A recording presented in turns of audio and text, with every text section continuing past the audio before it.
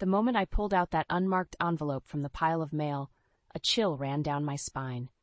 There was no return address, just my name scrawled in an unfamiliar handwriting. My instincts told me to ignore it, to toss it aside like any other piece of junk mail, but something compelled me to slip a finger under the flap and tear it open. "Your husband is lying to you." Those 5 words hit me like a freight train. My heart pounded as I unfolded the letter with shaking hands. More accusations leapt off the page. Details about Dexter's supposed infidelity, claims about secret meetings and hotel rendezvous. "Wake up, Renata. The truth is closer than you think." I wanted to believe this was all some cruel prank.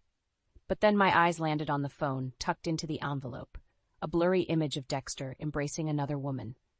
My mind whirled as I studied every pixel, desperately looking for an explanation, something to disprove what I was seeing. "Oh my God, what is this?" Dexter's voice made me jump. I spun around, the letter crinkling in my tightened grip. He had just walked through the front door after another late night at his tech startup. His eyes widened when he saw what was in my hands. "It's nothing, just some stupid joke mail," I lied, my voice trembling. He reached for the letter, but I pulled it away protectively. "Let me see." "I said it's nothing," I snapped.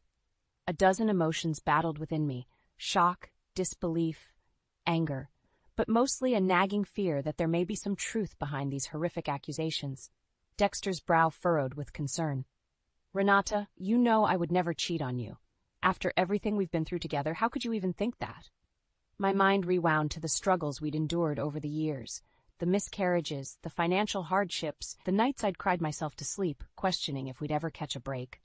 Through it all, Dexter had been my rock, my shelter against the cruel world. "You're right," I whispered, forcing a nod. I'm overreacting." He pulled me into a reassuring embrace, his familiar warmth providing a momentary blanket of comfort. But I couldn't shake the feeling that things had somehow shifted between us. As I hugged him back, something felt off. That night, long after Dexter had fallen asleep, I stared at the crinkled letter and grainy photo on my nightstand.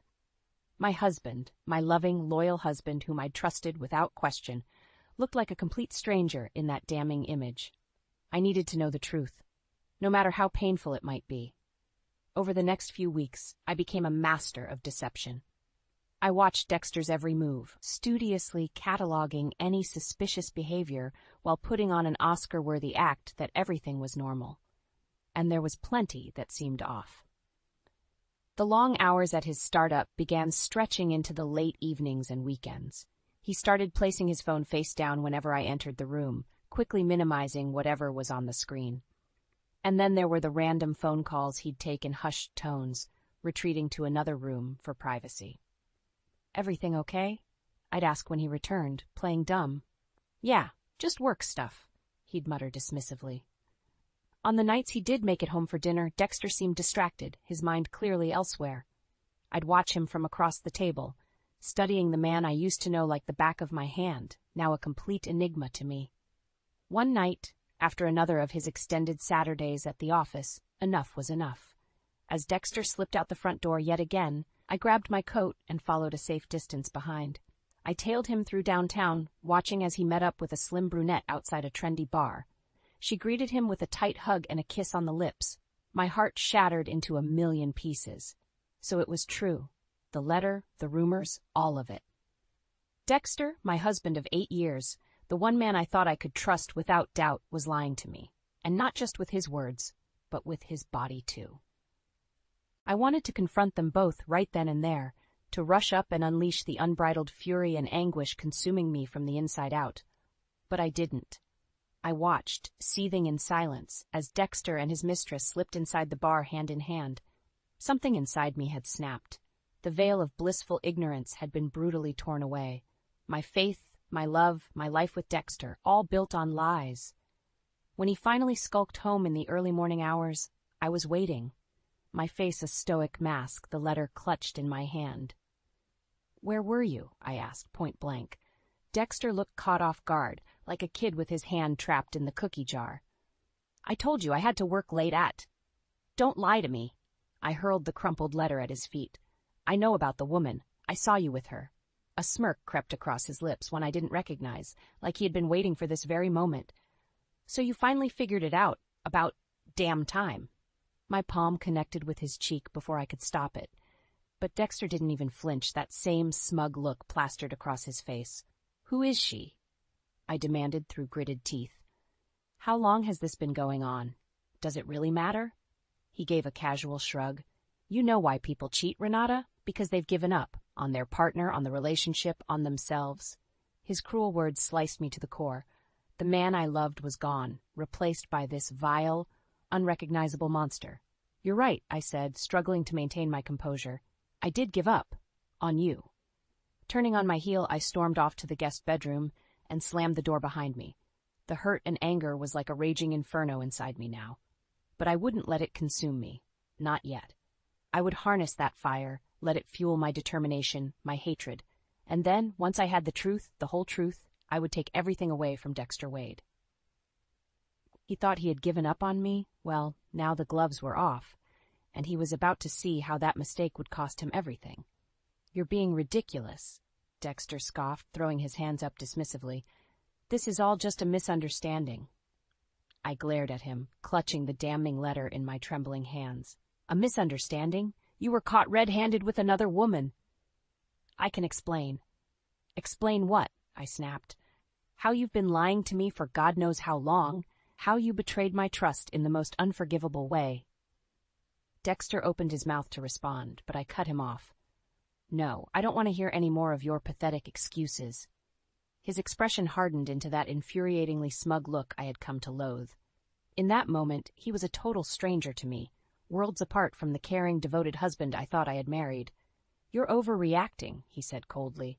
"Women always do with these things." I recoiled like I'd been slapped. "What did you just say to me?" Dexter simply shrugged, seemingly relishing my shock and outrage. It was like he was baiting me, poking the bear just to get a reaction. Well, two could play at that game. If he wanted to match wits and see who could stoop lower, I would oblige him. Mustering all my strength, I finally regained my voice. "You're right, you deserve a chance to explain yourself." I forced a sickly sweet smile. "Starting with why you've been deleting all your messages with this woman." Dexter visibly tensed up at my implication of having proof. Good, let him squirm for once. "You've been going through my phone?" His cheeks flushed red with anger. I nodded innocently. "Among other things." Holding up a hand, I started ticking off examples. "Having your car tracked, logging into your email, checking your credit card statements." His jaw clenched and those telltale veins bulged in his neck, the dead giveaway that he was enraged. Still, Dexter tried his best to appear calm and in control. "You've completely lost it, do you know that? This obsessive jealousy, it's unhealthy."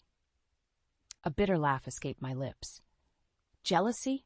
That's just the latest in your sad litany of excuses, isn't it?" My voice dripped with venom as I took a step closer, glaring right into his traitorous eyes. "The truth is, I know everything, Dexter. I have evidence of your affair with Marla Jennings. All your emails, text messages, credit card statements for your dirty little hotel hookups." I paused to let that bombshell sink in before delivering the killing blow. "Hell, I even made copies of the disgusting selfies you two would send each other." The blood drained from Dexter's face as the truth of my words hit him. Gone was his arrogance, his feigned superiority. He shrank back, finally realizing he was naked and exposed. "How?" was all he could choke out. "Did you really think I wouldn't find out?" I gave a harsh, humorless laugh. "That I wouldn't fight for the life you ripped apart?" That familiar vein in his neck throbbed furiously now. I could practically see the gears turning, his mind scrambling for an escape hatch, any excuse, any lie that might spare him from the reckoning he deserved. But it was too damn late. "You made your bed, Dexter," I growled, feeling a small sense of victory at holding all the cards for once. "No more lies, no more deceptions. It's time to face the consequences." I turned and stormed out of the room before he could utter another word of protest. Let him sit and stew in his guilt and shame for once. From here on out, I made the rules. I would dictate every calculated move, and Dexter would soon realize that hell hath no fury like a woman scorned. The words burned like acid as they left my mouth. "Marla Jennings? You've been sleeping with Marla?" My so-called friend visibly recoiled, her face drained of all color. I knew I had her cornered. The evidence was irrefutable. Renata, I don't know what to say. Marla's voice trembled as tears welled up in her eyes. A flicker of pity flashed through me before being promptly extinguished by my burning rage. Don't bother. I shoved a manila envelope into her hands, printouts of emails, texts, and other proof of her torrid affair with my husband. The truth is all right here, in breathtaking detail. The lies, the deception, the hotel receipts. My lip curled with disgust. Oh, and my personal favorite, those X-rated selfies you two would send each other. Real classy stuff. Shame and mortification washed over Marla's face as she feebly thumbed through the incriminating evidence. She opened and closed her mouth wordlessly, any excuse or justification catching in her throat. I could have taken some satisfaction in her discomfort and humiliation. But in that moment, I only felt a slicing betrayal, not just from Dexter, but from someone I considered practically a sister. We shared everything, from joys and heartbreaks to hopes and dreams for the future. And yet she had zero qualms about backstabbing me in the most unforgivable way. So much for loyalty. So much for our friendship meaning anything. How could you do this to me? I demanded through clenched teeth, fighting back hot tears of hurt and fury. After everything we've been through together, everything I confided in you about my struggles with Dexter. Marla swallowed hard, her expression an uncomfortable blend of shame and defiance. I never meant to hurt you, Renata. You have to believe me. Bullshit. The harshness of my own voice startled me. That's exactly what you intended to do, sneaking around behind my back, spreading your legs for my husband. It's not like that, she shot back, a sudden fire in her eyes. I love Dexter. He loves me. We made a real connection, something you couldn't understand. I recoiled, feeling like I'd been physically struck. A real connection? You're delusional. Marla shook her head adamantly. Dexter wanted to leave you. He told me all about your failing marriage and how miserable he was. He pursued me from the start. Of course he did. It was all becoming disgustingly clear now. Dexter's modus operandi of lies, deception, and avoidance of taking any responsibility. Marla was just another smoking gun in his trail of shattered trust and broken vows. Don't kid yourself, I spat. My husband is a coward and a pathological liar. It's all he knows. He manipulated you just as easily as he manipulated me. Tears streamed down Marla's face, smearing her makeup into an ugly mess. A sick part of me relished the sight. You're wrong, she croaked out weakly. We have something real. He loves me. The desperate, hollow look in her eyes confirmed my suspicions. She was nothing more than Dexter's latest victim, another conquest willingly ensnared by his false promises and smooth-talking mind games. Marla was pathetic. But Dexter, he was the true monster I needed to stop. Without another word, I pivoted and stormed away, my mind already strategizing the most fitting retribution. An eye for an eye, that's what he would get. And once this was all over, Dexter would finally understand the bone-deguishing humiliation he put me through. I would return that pain tenfold. The fury blazed within me, consuming any mercy or sympathy I once might have felt. Dexter had demolished everything, my love, my trust, and the future we had planned together. Now it was my turn to watch everything he cared about go up in glorious, well-deserved flames. I paced back and forth in my living room, hands trembling as I clutched the damning evidence of Dexter and Marla's affair. My mind was racing, formulating a plan to make them pay for their unforgivable betrayal. Exposing their sordid secrets wouldn't be enough. I wanted complete and utter devastation, to obliterate everything they'd worked towards, to leave them as empty and hollow as I felt. A delicious vengeance, retribution for the agonizing pain they'd put me through. With each calculated step, the scheme took shape. I'd strike fast and without mercy. Let the shockwave ripple through our entire social circle and professional networks.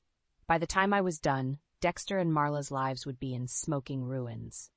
My phone buzzed, jarring me from my revenge-addled thoughts. A text from Dexter. We need to talk. I smirked, picturing the desperation consuming him now that I finally held all the cards. Let him sweat it out a little longer. Several hours passed before I finally responded with two simple words. Your office. When I arrived at Dexter's sleek tech startup, his assistant gave me an uneasy look but didn't protest as I breezed past her desk and into his corner office. He was hunched over his laptop, pinching the bridge of his nose like a man grappling with the weight of the world. "This is a professional environment," I announced coolly, making sure my voice carried. "So let's keep things professional, shall we?" Dexter flinched, clearly not expecting my detached bravado. When our eyes met, the pathetic resignation on his face almost made me smirk. Almost. "How could you do this to me?" His words were laced with quiet anguish. "To our marriage?" I arched an eyebrow incredulously. "Are you seriously asking me that question, after everything you've done?" "I never meant to hurt you," Dexter pleaded, attempting one of his charm offensives. But the act held no sway over me, not anymore. Things just got out of hand with Marla. Before I knew it, I was in too deep. Too deep. I fought back a scathing laugh at his paper-thin excuses. "You don't get to play the victim here, not after you systematically destroyed my ability to trust." My voice dripped with disdain. "Secrets, lies, cheating. That's all you know how to do, isn't it?" Pain flashed across his features, my verbal blows clearly landing. "Good. I made a mistake," he conceded hoarsely. "A horrible, unforgivable mistake. But you have to believe I never stopped loving you, Renata. You're everything to me." He reached across the desk in a pleading gesture, but I instinctively recoiled from his grasp like it was a venomous snake. "Save it," I hissed. "Your silver tongue stopped working on me a long time ago." This time, Dexter didn't try to mask the hurt etched across his face. He swallowed hard, seeming to accept that there was no coming back from this, no smooth talking his way out of the devastation he'd caused. And I was just getting started. "You want to know how this is going to play out?" I asked, keeping my tone, untarnished detachment. "First, I'm going to take this evidence of your affair with Marla." I tossed the manila envelope onto his desk with a dull thud. "And I'm going to share it with everyone. Our friends, your investors, current and prospective clients, the whole damn world if I have to." "And then?" he croaked out, eyes swimming with apprehensive dread. A slow, sinister smile crept across my lips. "Then you can kiss everything goodbye. Your company, your reputation, whatever sad delusions of happiness you had with Marla. All of it. You won't have a goddamn thing left to your name when I'm finished with you." Silence hung heavy over the room as Dexter absorbed the crushing weight of my vowed promise. His mouth opened and closed wordlessly like a fish gasping for air. I held his gaze unflinchingly, drinking in every agonizing moment as the first droplets of my vengeance began raining down upon him. "See you around," I muttered coolly, turning on my heel to leave. Or maybe not. The party was in full swing by the time I arrived, fashionably late. Laughter and the clink of champagne glasses filled the air as Dexter's friends and business associates mingled around the modern event space. I scanned the crowd until my eyes found my soon-to-be ex-husband holding court near the bar with his latest fling, Marla, draped all over him. They made for a perfectly punchable portrait of arrogance and entitlement, blissfully unaware of the reckoning that was coming. Taking a fortifying breath, I smoothed out the front of my red dress, chosen specifically for the occasion. Like crimson battle armor, striking and unignorable. This was my moment, after all. I crossed the sleek concrete floor with purposeful strides, briefly catching the eye of Dexter's assistant, Kelly. Her expression glazed over with trepidation, no doubt sensing the storm brewing behind my eyes. "Smart girl." "Renata, you made it!" A fake, toothy grin stretched across Dexter's face as he lifted his glass towards me. "We were starting to wonder if you'd show. And miss your big night?" I matched his artificial cheeriness, turning it back on him with sickening sweetness. "Wouldn't dream of it, dear." Marla's owlish gaze bounced back and forth between us like a spectator at a tennis match. I could practically see the worry gnawing away at her. The two of us making niceties through gritted teeth, the tension crackling like lightning about to strike. A small crowd had begun to gather around us, their interest clearly piqued by Dexter and I's impromptu reunion. Let them ogle and gossip like the privileged vultures they were. Their morbid curiosity was about to be satisfied. "Well," I proclaimed loudly, forcing an exaggerated smile as I scanned the rapt faces surrounding us, "I actually have a bit of an announcement to make." Dexter's bravado faltered as our eyes met again. My cold stare sent an unmistakable message that whatever came next would not be good. At least, not for him or his lover. Reaching into my clutch, I retrieved the sealed manila envelope that had been burning a hole through my purse lining for weeks. I held it aloft, letting everyone take in the suspicious package. You see, my dearest husband here has been keeping a few secrets. I paused to allow the confused murmurs to swell briefly before continuing. Intimate secrets he's been sharing with a very close friend. Half the room seemed oblivious while the other tensed, sensing the impending bombshell about to detonate in their midst. Dexter turned toward me with panic smeared across his features, any plea for mercy dying on his lips. No mercy would be shown this night. With a series of loud rips, I tore open the envelope and began pulling out its contents. Page after page of incriminating evidence of Dexter's torrid affair with Marla. Explicit text exchanges, scandalous photos, travel records, and receipts from their tawdry trysts.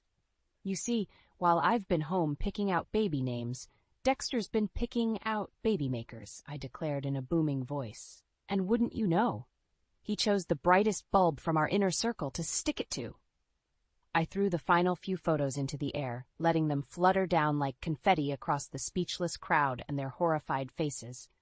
Marla let out a strangled sob, frantically grasping at Dexter, as if he could somehow shield her from the nuclear fallout she'd been complicit in creating. "You lying son of a bitch!" someone shouted in disbelief.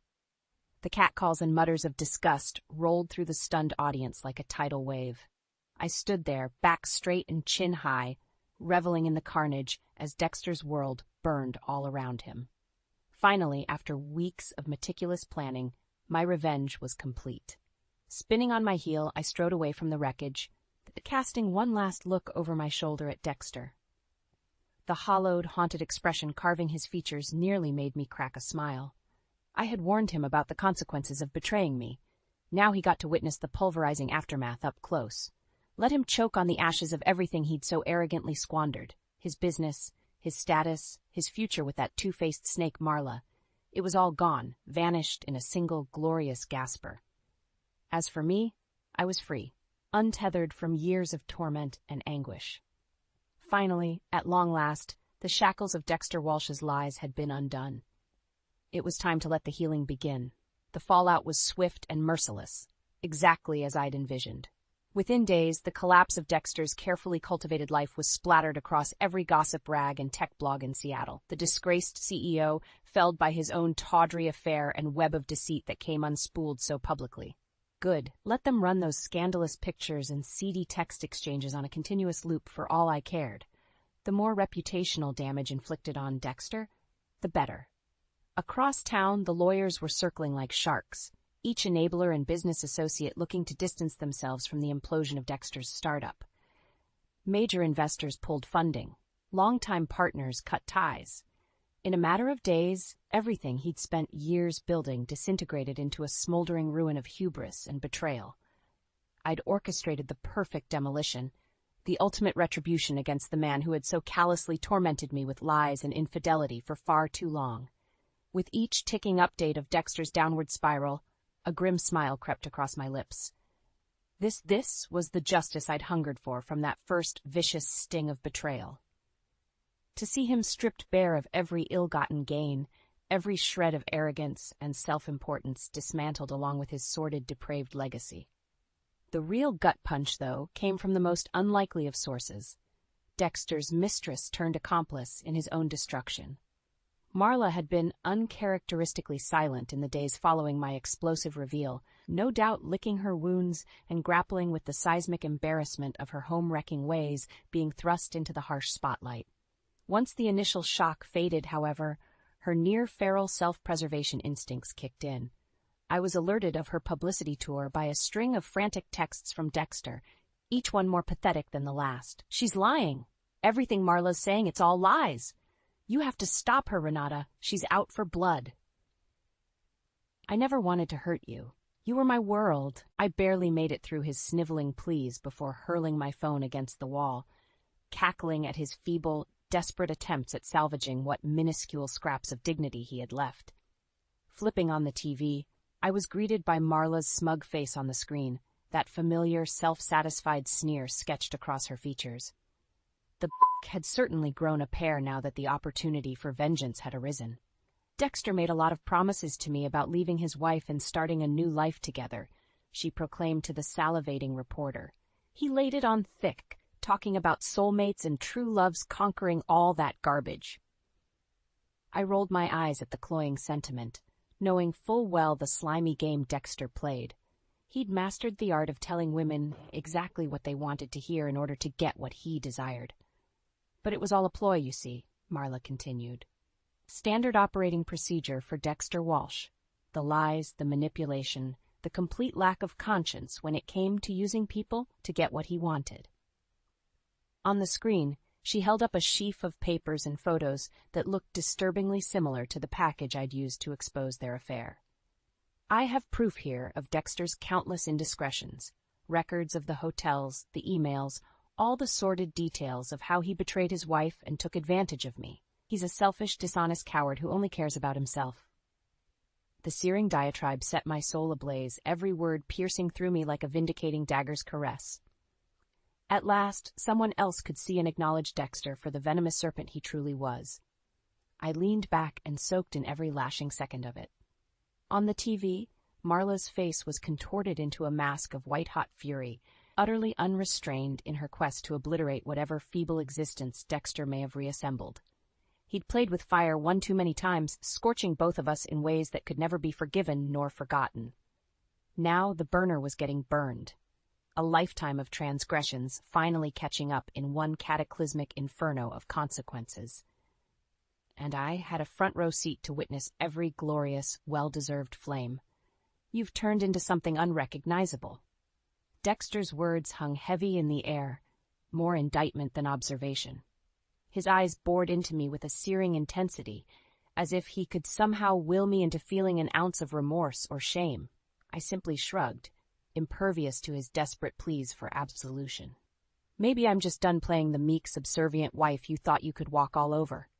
His face contorted with that all-too-familiar mix of rage and indignation. Is that what you think? That I looked down on you, treated you like some second-class citizen? Rolling my eyes, I shot back without missing a beat. Your actions spoke louder than any of your lies or hollow apologies ever could, Dexter. You don't get to be the victim here, not after everything you put me through.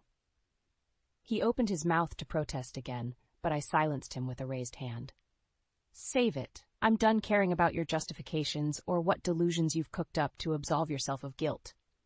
My voice was a razor's edge, daring him to challenge me further. The papers have been signed, the given. It's over. Dexter's shoulders slumped in defeat.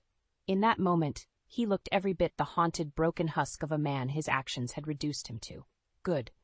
Let him marinate in the consequences he so richly deserved. I turned on my heel, leaving him to stew in the wreckage of his ruined life. Outside, the crisp spring air filled my lungs, reinvigorating and purifying with each deep breath. After months of anguish and despair, the shackles had finally been cast off. Dexter no longer had any hold over me or the power to inflict any more damage. His humiliating downfall and loss of reputation were the ultimate form of recompense, a scorching case of karma come full circle. In the coming days and weeks, I focused on rebuilding, renovating the house to depict my fresh start, cleansing every last remnant of Dexter's stain from the home we'd once shared. Our twisted marriage had been corrosive, near fatal to my sense of self-worth and identity. But now, alone and unshackled by his toxic influence, I was reclaiming it all. My friends and family rallied around me, offering sympathies and support, though I waved them off with polite yet firm dismissals. I didn't need their pity. What I'd done was an act of self-preservation, a protective right to purge myself of Dexter's miasmic presence in my life once and for all. In time, the calls from reporters and paparazzi grew less frequent as my role in Dexter's spectacular downfall became old news, eclipsed by fresh scandals and salacious stories. My name faded from the spotlight just as I preferred it, quietly, anonymously receding into the background as an unassuming graphic designer once again. Dexter, on the other hand, would never have that privilege, not after the way his personal depravities had been laid startlingly bare before the world. Disgraced, destitute, and most unforgivably alone. Deserted by his fair-weather friends and opportunistic leeches the moment his status and wealth evaporated. Only Marla remained, and even her continued involvement was undoubtedly self-serving, a final act of vengeance before disappearing into oblivion as well. 6 months after our divorce was finalized, I received a letter, an unsigned, handwritten plea for forgiveness and understanding. Even without a name attached, I recognized Dexter's distinctive scrawl immediately, that same elegant penmanship which had once professed eternal devotion and fidelity, until his pretty words curdled into lies and infidelity. I didn't bother opening the letter, merely tossed it into the crackling fireplace and watched the pages curl and blacken as the carefully inked epithets turned to ashes. No more words, rationalizations, or empty promises. Dexter had gambled everything for his tawdry indiscretions, and the house had folded around him.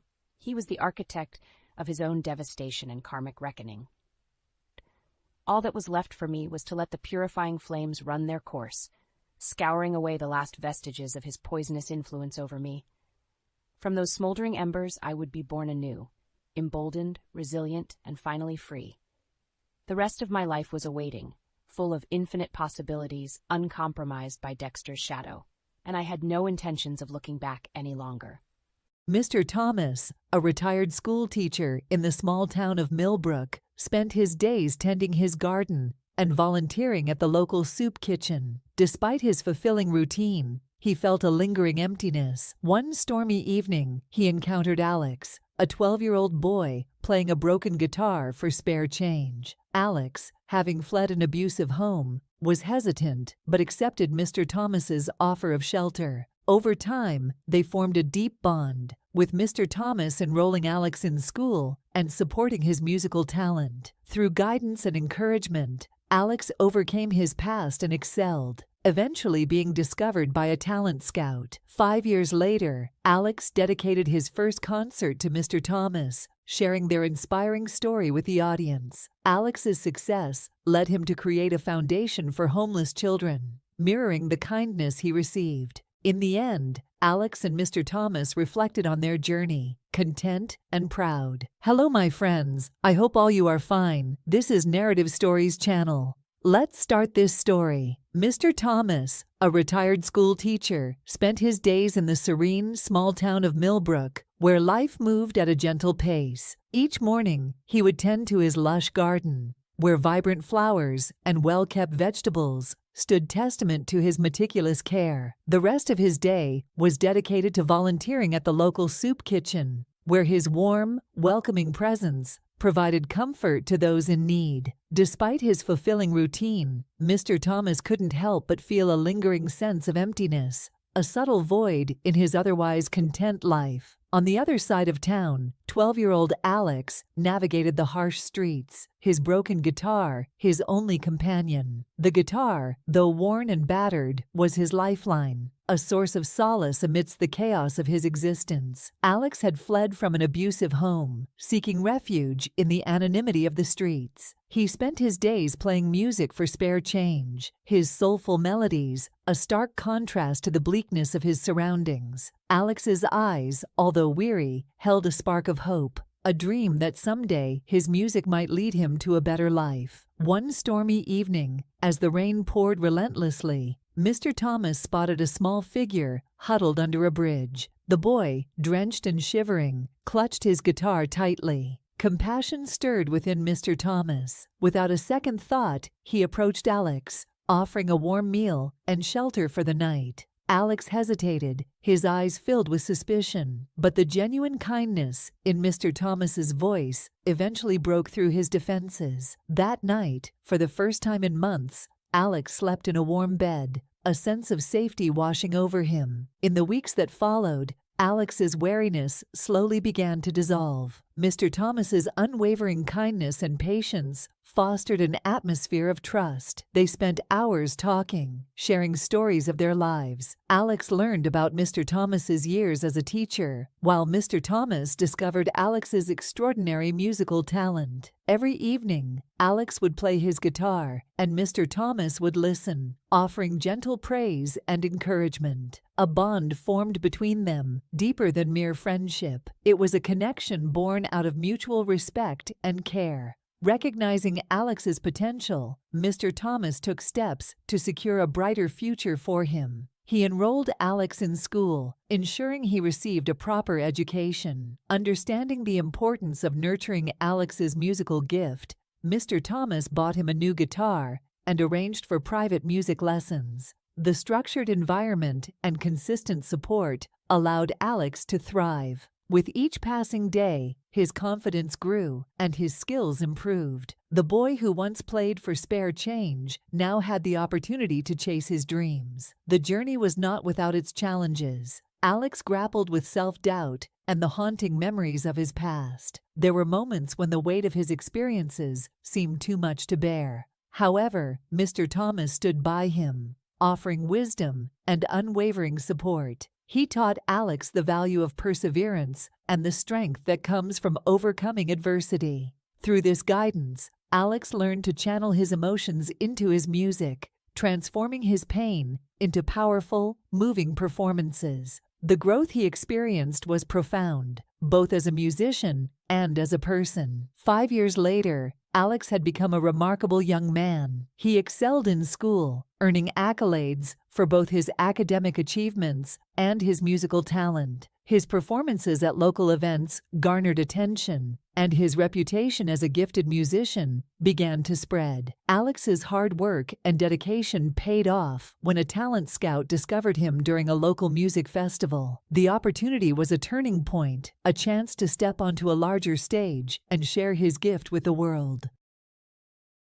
Recognizing Alex's potential, Mr. Thomas took steps to secure a brighter future for him. He enrolled Alex in school, ensuring he received a proper education. Understanding the importance of nurturing Alex's musical gift, Mr. Thomas bought him a new guitar and arranged for private music lessons. The structured environment and consistent support allowed Alex to thrive. With each passing day, his confidence grew and his skills improved. The boy who once played for spare change now had the opportunity to chase his dreams. The journey was not without its challenges. Alex grappled with self-doubt and the haunting memories of his past. There were moments when the weight of his experiences seemed too much to bear. However, Mr. Thomas stood by him, offering wisdom and unwavering support. He taught Alex the value of perseverance and the strength that comes from overcoming adversity. Through this guidance, Alex learned to channel his emotions into his music, transforming his pain into powerful, moving performances.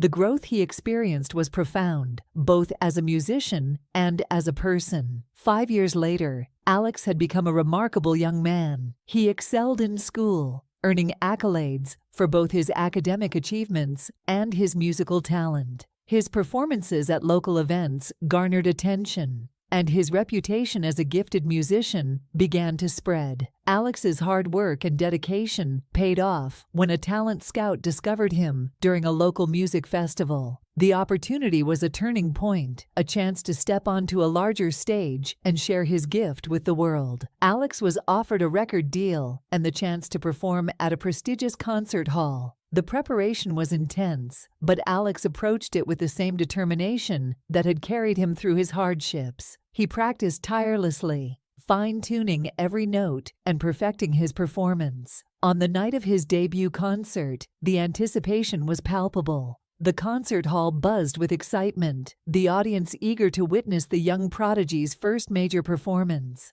As Alex took the stage, he felt a surge of emotion. Standing before the crowd, he dedicated his performance to Mr. Thomas, the man who had changed his life. He shared their story, his voice filled with gratitude and love. The audience listened in rapt silence, moved by the tale of kindness and redemption. When Alex began to play, his music resonated with a depth and passion that captivated everyone present. The concert was a resounding success, marking the beginning of Alex's promising career. After the concert, Alex and Mr. Thomas shared a quiet moment backstage. They reflected on their journey, the challenges they had overcome, and the bond they had forged. There were tears of joy and pride, a testament to the profound impact they had on each other's lives. Mr. Thomas, once a lonely retiree, had found purpose in helping Alex, while Alex had discovered a family and a future through Mr. Thomas's kindness. Inspired by Mr. Thomas's generosity, Alex decided to give back to the community that had once been his refuge. He established a foundation dedicated to helping homeless children through music. The foundation provided instruments, lessons, and support, offering hope to those who needed it most. Alex's efforts mirrored the compassion he had received, creating a legacy of kindness and opportunity. The story concludes with a serene scene in Mr. Thomas's garden. Alex and Mr. Thomas sit side by side, the golden light of the setting sun casting a warm glow around them. Alex strums his guitar, the notes carrying a sense of peace and fulfillment. They are content, proud of their journey and the lives they have touched. The garden, once a symbol of Mr. Thomas's solitude, now blooms with the joy and love they have cultivated together. Thank you for being a part of Narrative Stories. Your support and engagement mean the world to us. We are committed to bringing you the best in storytelling. What kinds of stories would you like to see next? Share your thoughts in the comments below.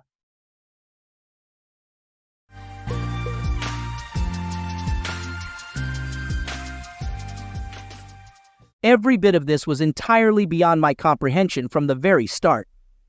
11 years ago, I completed my college education and returned to my hometown after self-financing my studies. Due to self-funding, I didn't receive any financial support. Nevertheless, I obtained the right to free employment and landed a respectable, well-paying job. As I built a successful career, I often had to travel to the regional center, where I once ran into my fellow student Earl. We weren't close pals, but we consistently had enjoyable conversations. Earl eventually assisted me, and the approvals, which took weeks, were secured. One day, Earl suddenly became the CEO of the company founded by his wife Zara's parents. It was at a friendly gathering at Earl's place that I met my future wife Layla. Layla was wrapping up her university studies and residing with her retired parents in the city center. Somehow, we started dating. Our relationship heated up, and after 6 months, realizing Layla was pregnant, I proposed to her. She accepted on the condition that I move to the regional center. I agreed, and we had a wedding attended by Earl and his wife Zara. Layla's parents generously gifted us a 3-bedroom apartment inherited from her mother-in-law's sister, which was registered under Layla's name. We had a son, and soon after, Layla became pregnant again and gave birth to a daughter. I, based on Gerald's recommendation, secured a job with a highly reputable organization. There, I quickly established myself as a knowledgeable specialist. Unsurprisingly, the company led by Earl was given priority in selecting contractors for construction projects, especially when I represented the client. Work was thriving, and earnings were outstanding. 10 years passed, and our son was about to start 4th grade, while our daughter was entering the 2nd grade. 2 weeks ago, I sat in a hotel's conference room. The negotiations were intense and dragging on, so they called for a break. I went out with one of the representatives from the Capitol to the conference room's balcony and took a seat at a table. The representative, observing the hotel visitors in the lobby, remarked about how many years had passed, and how Earl was still in love with his wife and happily married, even though old habits die hard. Earl, who was over at the reception desk checking out, was with his girlfriend by the kiosk. I noticed Earl at the front desk with his wife Layla at the kiosk. Earl finished checking out, and they both walked to the elevator. At first, my immediate impulse was to locate them and confront Earl physically. However, I realized that such an action would lead to failed negotiations, a public brawl, and a possible divorce. I pondered the sound I heard in my ears. It had been years. I turned to the person I was conversing with. I inquired about how long the person had known him, and they responded that they had known him for a long time. They mentioned being a local resident and living in the area for years. Earl had met his current wife, Zara, after college. According to the person, Zara came from a well-off family, with her father being an entrepreneur who had founded several businesses with his wife. Earl had married Zara and had quickly assumed the role of CEO in one of the companies. However, the person mentioned avoiding any business dealings with Earl due to his unreliability and lack of trustworthiness. Once the negotiations were concluded and the contract was signed, I returned to my office. I sat at my desk and began contemplating my next steps. It was evident that I needed to part ways with my wife. However, I also needed to ensure my role as a father to our children. I had to secure a place to live. After our divorce, the apartment we resided in was gifted to us by Layla's parents, with the property deed in her name. So, the best course of action was to return to my parents' house, which, God willing, had 2 floors, with the second floor unused. Layla had never visited my hometown, expressing reservations about what she would do there. The departure was a decision I had to arrange, ensuring I didn't break my promise to take the children to the seaside this year and avoiding deceiving them. With a plan in mind, I began to put it into action. I was well aware of Earl and his wife's routines. I knew that Zara typically went to a cafe located away from their workplaces for lunch, believing that the food there was superior. She had invited me and Layla to dine there multiple times. Now I understood why Layla never visited that cafe and why Earl never frequented it either. The following day, I entered the cafe and spotted Zara. I sat down at her table. She greeted me, and I inquired if she was trying out the local cuisine. She replied that she didn't just decide to try the local food, and I asked about Earl. She confirmed that it was indeed about Earl and Layla. I shared that I had suspected him for a long time, but I couldn't prove it, as he was always home on time. Zara inquired about where I had caught them, and I explained that it was at a hotel downtown, where he had a friend working as a director. Zara asked how long they had been dating, and I informed her that they started dating before I met Layla.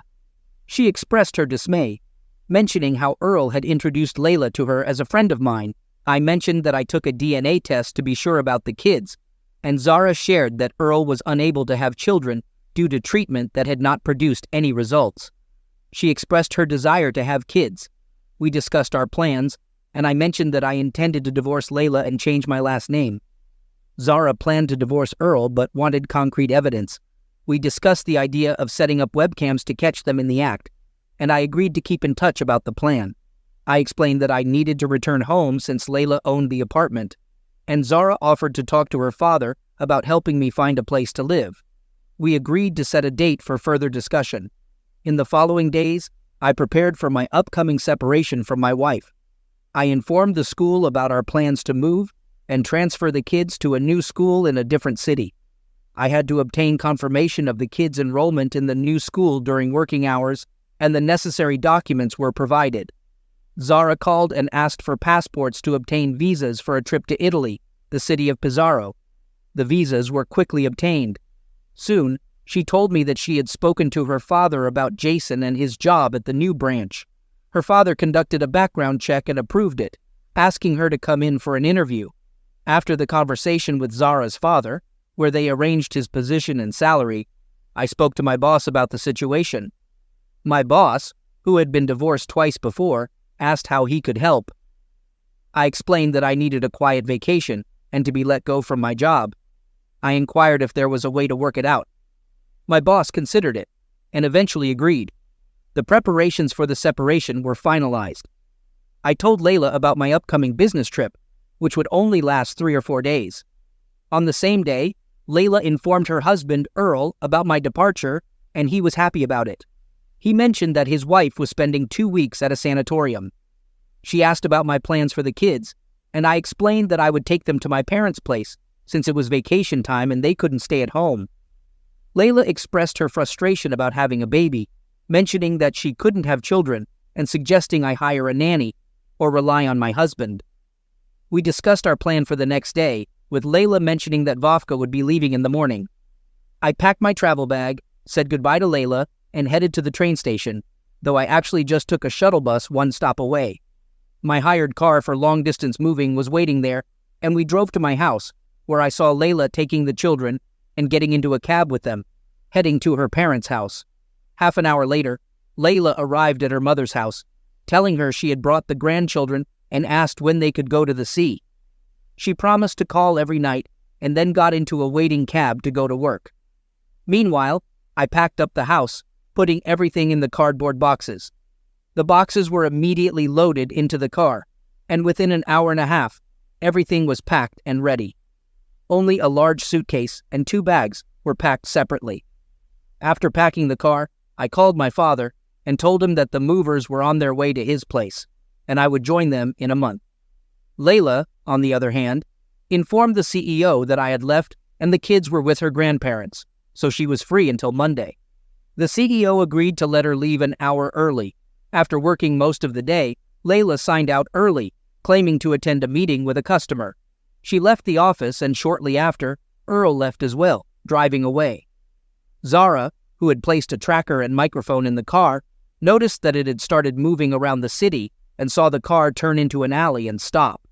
The door closed, and there was an immediate sound. Layla mentioned that we needed to go to the store, and Earl replied that we had everything at home. Around the same time, I stopped by my in-laws' house and informed them that I was picking up the kids. As Layla had told them, the kids would stay with them for 3 or 4 days. They decided to celebrate their 10th wedding anniversary and had a surprise planned for Layla. 10 minutes later, I and the kids headed to the airport, with our flight scheduled for 2 hours later. Layla entered Earl's kitchen, checked the refrigerator, and set a complete table. She asked Earl to open a bottle of champagne and suggested having some cognac later. Earl questioned what they were toasting to, and Layla mentioned that it was their 10th anniversary, even though I had pointed out that it was partly due to her affair with a client's lawyer, Lila. They sat down for dinner, and afterward, they went upstairs to the bedroom. Lila cleared the dishes and put them in the sink, and then they enjoyed some fruit and cognac on the coffee table before heading into the shower. After they came out, Lila suggested she would call her parents and be all his in the meantime. Earl agreed, and she made the call. Layla, in the meantime, quickly stood up, dialed my number, and told me she wanted to congratulate me on our 10th wedding anniversary. I was puzzled and questioned why she was saying that. Layla then mentioned that she was in Earl's bedroom, not fully dressed, and he was looking at her while she spoke to me. Hurt by her words, I offered to come over and talk, believing she would understand, and I asked her not to go away. Layla burst into tears, and Earl looked confused. The bedroom door suddenly opened, and Zara's parents entered, with Zara following behind them. Layla quickly started dressing, and Zara's father asked Earl what was happening. Earl replied that they were just having a good time. Zara's mother commented on Earl's without-clotheness, and Zara firmly decided to cut him out of her life.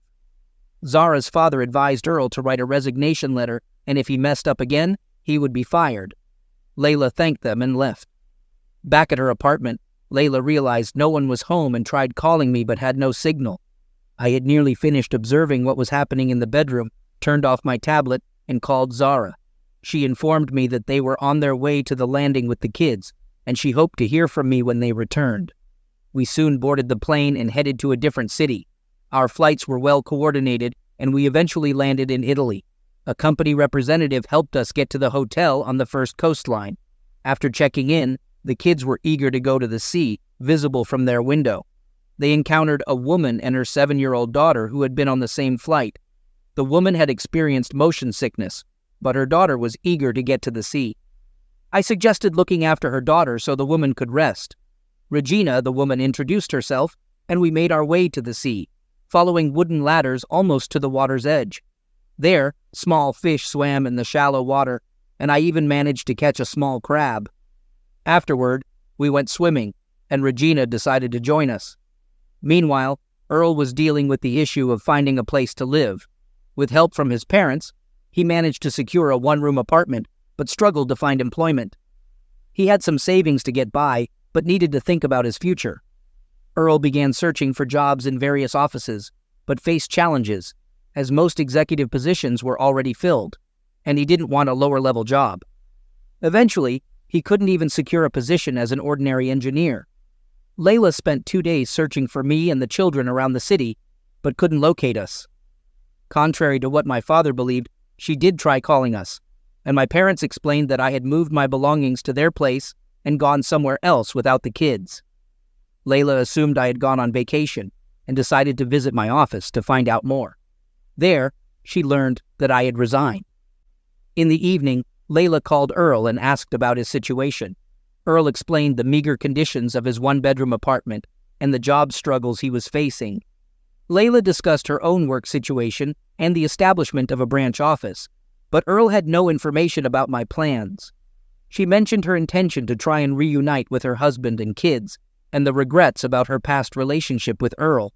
Earl inquired about my current situation and Layla informed him that she was unsure of my whereabouts and my decision to leave with the kids. On that day, Lila gathered her courage and visited the cottage where Zora lived. Zora silently invited her inside, and they had a conversation in the large hall on the first floor. Lila began with an apology and asked Zora to understand her actions. She questioned why Zora continued working for their company, expressing her ignorance of Zora's history with Earl and their own relationship. Zora explained that she had not known about Lila's relationship with Earl, and they discussed their shared experiences of being deceived by him. I came to the realization that he wouldn't accept my kids, and I didn't even know where they were at the moment. Zora tried to reassure me, saying that I shouldn't worry, as my children were my husband's, and Earl couldn't have kids since he was single now. She suggested that there was no obstacle preventing us from reconciling. I responded by explaining that I had realized I didn't need him as a partner. Earl had contacted me upon learning that I was alone and asked to stay with me, but I had refused. I also shared my concern about not being able to find Jason and the kids. I mentioned that he wasn't at his parents' house, even though he had moved his things there. I knew he had gone on vacation with the kids to the sea, but I had no idea when he would return. It was almost September 1st, and the kids had school. I expressed my confusion about what to do and how to bring Jason back. Zora advised me that she couldn't assist with that and indicated that it was unlikely that Jason would forgive me and take me back today. Regina and her daughter Rose left the hotel and headed toward the center of Pizarro. After I provided a brief explanation to the children about the direction they should take, they walked ahead. Regina asked if we really needed such a detailed explanation. I responded that we did because in the city where we came from, they talked about bike lanes, but they were rarely seen. We weren't accustomed to the concept of separating pedestrian zones from cycling lanes and the areas for vehicular traffic. Here, cyclists didn't ride in pedestrian zones even if they were empty, as the locals adhered strictly to the designated lanes. We strolled leisurely through the city in the evening and eventually reached the Sphere Monument. Regina asked about the significance of the monument. I explained that it was the Sphere Grande de Pomodoro, with Arnaldo Pomodoro being the sculptor behind the monument, who happened to be a native of Pizarro. I also shared some of the city's attractions, such as its beautiful sandy beaches, pristine sea, and a stunning promenade with a long pier extending into the sea, perfect for a relaxing stroll and enjoying the waters. Regina expressed her surprise at the city's fame and Italy's rich history. Regina then asked how I knew so much, wondering if I were a history teacher. I clarified that I wasn't, but I had done some research about the places we might visit on the internet when I found out where we were going. I didn't want to be completely clueless, as it could save us from misunderstandings. Regina suggested visiting the Lanati Aquarium and inquired if it was nearby. I explained that it wasn't exactly nearby, as it was in Cattolica, about 22 kilometers away, which we could reach in about half an hour. Regina agreed to the plan. I asked Regina about our plans for the next day. She mentioned that we could sleep in, since we planned to visit the Rossini Theater and explore the old town. However, the day after, we would wake up early at 7 o'clock, as we hadn't come there to sleep. I proposed grabbing breakfast on the go and assured Regina that I had the theater and old town route covered. Regina then asked where we should go next, and I suggested heading to a nearby restaurant. Regina hesitated slightly, noting that we had just had dinner. I reassured her that we would only have a little something to eat, and we headed to an open-air restaurant where the waiter handed us menus. We quickly placed our orders, with me being mindful of the children. As we enjoyed our meal, I asked Regina about her ability to travel with her young daughter despite her husband. Regina explained that she was not married and described her past relationship. She mentioned how they had never officially registered their relationship, and after their daughter Rose was born, he began distancing himself and even brought another woman home. Regina had decided to move out with her daughter and was considering returning to her mom's neighborhood. She also mentioned that her husband showed no interest in helping with their daughter, and Rose's birth certificate had a dash under father, which meant she could sue him for child support. However, Regina didn't want to do that and was determined to raise her daughter on her own. I inquired about her field of expertise, and Regina explained that she was a civil engineer. She had managed to save money for the trip by doing various jobs, including providing cost estimates for clients who needed help with their building projects. Unfortunately, the company she worked for had gone bankrupt, and she was currently technically unemployed, but remained optimistic about the future. We continued our conversation while sipping on dry Italian wine, and the children had a taste of the seafood salad. Regina mentioned that her mother lived in a nearby village, just 5 kilometers away from the city center. I shared with Regina that I had been appointed as the branch director in the city. She found it coincidental that we were both from the same hometown. After finishing our meal, we returned to our hotel late in the evening. I reminded Regina about our early start the next day to visit the aquarium.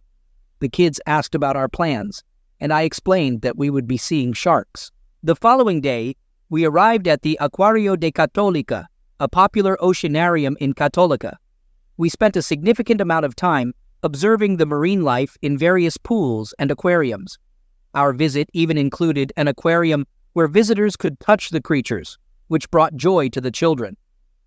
After our visit, we decided to look for a place to eat outside the aquarium to avoid the higher prices. While searching for a restaurant, we spotted a bus heading back to Pizarro, so we decided to return for lunch. In around 40 minutes, we found ourselves at a familiar seaside cafe, enjoying classic Italian dishes like pasta with chicken parmesan. After our meal, we decided to hit the beach, despite the scorching sun and the city's siesta time, which made things a bit inconvenient for tourists. We returned to the hotel, grabbed our towels, and met at the reception before making our way to the beach. The children eagerly stripped down and splashed into the water, with Regina and me following suit after gathering our belongings. We spent some time in the water, watching the children excitedly chase small crabs in the shallow waves. Regina took the opportunity to ask me if that was why I was on vacation without my wife. I confided in her, explaining that I had discovered my wife was having an affair with her ex-boyfriend, who had married her for her position and money, even putting her to work with him. Regina inquired about my plans, and I revealed that I had taken what I could and moved back to my parents' house. I had decided to go on vacation with the kids, and reconciliation was not in the cards. She asked about the kids, and I explained that they would stay with me. I mentioned that in a divorce, the court typically favored the mother, so I had considered waiting until the children were 14, at which point they could decide which parent to live with. Divorce wasn't in the immediate plan, but I wouldn't be living with my wife. Regina inquired if I could handle 2 kids on my own, and I replied that I was managing. I shared a story about a guy I knew whose wife had left him with 2 girls, and when she returned 8 years later, the girls refused to let her in. They had already divorced by then. Regina asked what if my wife initiated the divorce, and I mentioned that my son Martin's opinion could be considered in court, but it wasn't the sole determining factor. She asked about my plan, and I explained that I would keep the kids hidden if needed, despite potential legal consequences. Regina questioned if the kids wanted to spend time with their mother, and I replied that it wasn't likely in the near future. Regina then asked if I would accept her offer to work at her branch, and I agreed, saying I'd like to, but needed to find a place to live, as it was challenging to find a job in my neighborhood, and I didn't want to lose my professional qualifications. Regina assured me that she would assist in finding accommodation and enrolling Rose in school. Their vacation eventually ended, and they returned home. Upon our return, I took the kids shopping for school supplies. In the afternoon, I called Samuel to discuss the branch's need for engineering and technical workers and mentioned Lila's new position. As for Earl, he had disappeared without a trace, and no one knew his whereabouts. On Sunday, I went to pick up Regina and Mary, arranging for them to stay on the 2nd floor of my parents' house. The kids were excited to have Mary living with them, and they would all be attending school together. Regina prepared for her first day of work on Monday, while I had my responsibilities to attend to. The children still had 3 more days of vacation and stayed with my parents. Meanwhile, Lila remained completely unaware of my and the children's whereabouts. She went to work and made efforts to locate me, as she believed it was close to September 1st. She decided to visit the school, only to find out that I had transferred the children to a school in the neighborhood near my parents' home. She planned to visit them on the first Friday of September. Back at the office, there was much speculation about Earl's sudden departure and Layla's relocation. Many employees were curious about the reasons behind the leadership changes. Eventually, news of the branch's opening reached the office, and Lila also received this information. On the first Friday of September, Layla took a day off at her own expense and headed to the district center. She arrived early in the morning, armed with my parents' address, and located their house on the street. Approaching the gate, Layla observed me, along with Martin and Mary, leaving the house. They were accompanied by an unfamiliar woman and a girl about Mary's age. Unnoticed, Layla followed them and soon realized that I and the unknown woman were taking the children to school before heading to work. Observing this, Layla decided to wait for the workday to begin. Once it did, she approached the reception area where a young secretary was sorting through papers. The secretary called me and asked if I would accept a visitor, to which I agreed. Layla was then permitted to enter the office. Inside, she found me sitting at a desk covered with papers. I greeted her, and she returned the greeting. I gestured for her to sit and commented on her nice office. She thanked me and mentioned that her assistant had handled all the arrangements. Getting to the point, Layla said she was there to discuss our next steps, understanding that keeping our family together was unlikely, but emphasizing the need to work things out for the sake of our children. I agreed, expressing my desire to maintain custody of the kids while also wanting to be involved in their lives and see them. Layla conveyed her concern about not losing touch with the children, seeking assurance from me. I assured her that the kids were at school, and I had plans to spend time with them, including going mushroom hunting in the woods the next day. Layla commented on Regina being my new partner, which I confirmed. She inquired if she could meet the kids, and I agreed, explaining that the children and I had planned various activities in the coming months. I requested that she give me advance notice, as our schedules were already filled. Layla mentioned that I had always enjoyed surprising people, prompting me to share that we had vacationed on the Adriatic Sea in Italy. She asked about Earl and my new phone number, to which I revealed that I hadn't changed my number. I had just turned it back on. After our conversation, Layla left the office, as per my suggestion, and went to a cafe. I then called Regina to inform her about my meeting with Layla and her request to see the children. Regina expressed her opinion that preventing a mother from seeing her children might not be wise. Regina and I discussed the situation. I explained that I didn't expect Layla to show up and was uncertain about making a decision on my own. Regina firmly expressed her decision not to interfere, emphasizing that it was a choice I had to make independently. I mentioned that I had already made up my mind a long time ago when I discovered Layla's infidelity. I stated that nothing would change that decision, as the deception had persisted for too long. Regina inquired about the time it would take to heal, and I shared that it varied from person to person, typically 3 months to a year for men and a month or two for women. During this period, some might want to return to a relationship, driven by a yearning for lost love, while others would seek a fresh start if there was no love left. Later, I decided to meet Layla at a cafe as planned. I arrived early and found Layla in a conversation with Regina, who appeared tearful. Layla assured me that I wasn't interrupting, and they had discussed arrangements for picking up the kids from school, feeding them, and taking them to the park. I asked what had transpired during their conversation.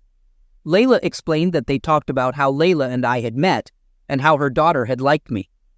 Regina had described me as reliable and safe, and had convinced Layla not to confront me about the children. I asked Layla if she agreed with Regina's perspective, and she nodded in agreement, acknowledging that she had grown distant from her children over the years. She expressed her remorse and explained that she had been influenced by Earl, leaving most of the childcare responsibilities to me. Layla realized she couldn't handle the kids without my help, but she understood that I wouldn't forgive her for her deceit. She also mentioned that Regina seemed to understand her better than she understood herself, and that Mary was getting along well with Regina's daughter. I asked if they were planning to eat, and Layla informed me that they were heading to the park to wait for the kids. She assured me that the children would find them there, as they often walked to the park and fed the swans. We left the cafe and went to the park, where I directed them to a bench by the water, explaining that we often walked there and fed the swans. Layla asked if the swans had flown away yet, and I told her they hadn't, but they would soon, having sent their young ones on their way. Layla then questioned why I had married her. I honestly admitted that she was not the man of my dreams, and explained that I had married her because Earl had insisted on it. I revealed that Earl's motivation was to use our marriage as a cover for his own marital issues with his wife, Zara. Layla inquired about how Earl had taken the situation, and I explained that he had been jealous but unable to take any action. Additionally, when I became pregnant, he believed the child was his, as Layla had been away for a while. It was only a year and a half later, during one of my business trips, that Layla became pregnant with Mary. I inquired whether he still believed the children were his. Layla shared that Zara had informed her that he wasn't capable of having children. She mentioned that Zara had told her the same thing when they met while she was searching for me. I questioned her about whether she believed Zara's claims. Layla responded by saying that anything was possible in life, and Zara might not be able to have her own children. She suggested I consider getting a DNA paternity test. I asked if she had taken the test herself. Layla admitted that she had, and I pressed further, asking about the results and who the father was. She confessed that she didn't know the results because she hadn't looked at them. Layla explained that she didn't care about the test results, as the children were hers, even though she had given birth to them but hadn't raised them. She had no intention of giving them up to anyone. When she asked if I was interested, I replied firmly that I was not. Eventually, Regina and I divorced Layla, and she relinquished the responsibility of raising the children to me. In court, there was no contest regarding this arrangement. 6 months later, Regina and I got married, and I adopted Rose.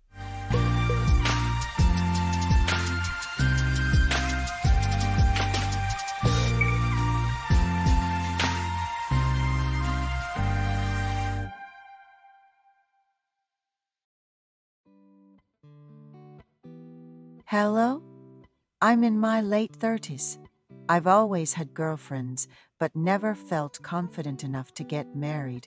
So I've been living single. I majored in Chinese and lived in China for over 5 years. At the request of an acquaintance last summer, I started tutoring a first grader named Oliver in Chinese. Oliver, having graduated from an English kindergarten, speaks English well, but was also eager to learn Chinese. So I was introduced by a mutual friend to tutor him. I happily agreed to also help him prepare for Chinese proficiency exams. Oliver's family home was quite spacious and well organized. When I first met Oliver's mother, I was struck by her beauty. She looked like she was in her mid-20s, though she said she was in her early 30s, having married right after college. She was slim and tall, easily over 5'7". Oliver, taking after his mother, was a handsome boy with distinct features. He was a bright child, understanding more than what was taught, doing his homework well and having good pronunciation. He has a 3-year-old sister who was incredibly cute. I heard Oliver's grandmother lived in the same apartment complex and would often come over to look after her grandchildren. I had the chance to meet her during my first lesson. Oliver's mother mentioned she needed to go to a community center for her daughter's class, so she asked her mother to stay with Oliver during our Chinese lessons. Oliver's grandmother, also quite beautiful, seemed to have passed down her looks. She mentioned she was preparing to become a senior model and needed to practice for interviews in English and Chinese. After Oliver's lesson, she expressed a desire to have private lessons at her place on a different day, since she needed to look after her granddaughter. I informed her of my availability, and we agreed on weekly lessons every Friday afternoon at her home. Despite offering a family discount, she insisted on paying the full price, mentioning she heard her grandson was enjoying the lessons and learning well. She humbly asked for patience as she might learn slower due to her age. I learned she was in her mid-50s. but she was very motivated and had surprisingly good pronunciation, and it was lovely to see her practice consistently. She mentioned she had a lot to do besides foreign language interviews. For starters, she takes care of her appearance and gets treatments at a local skincare clinic.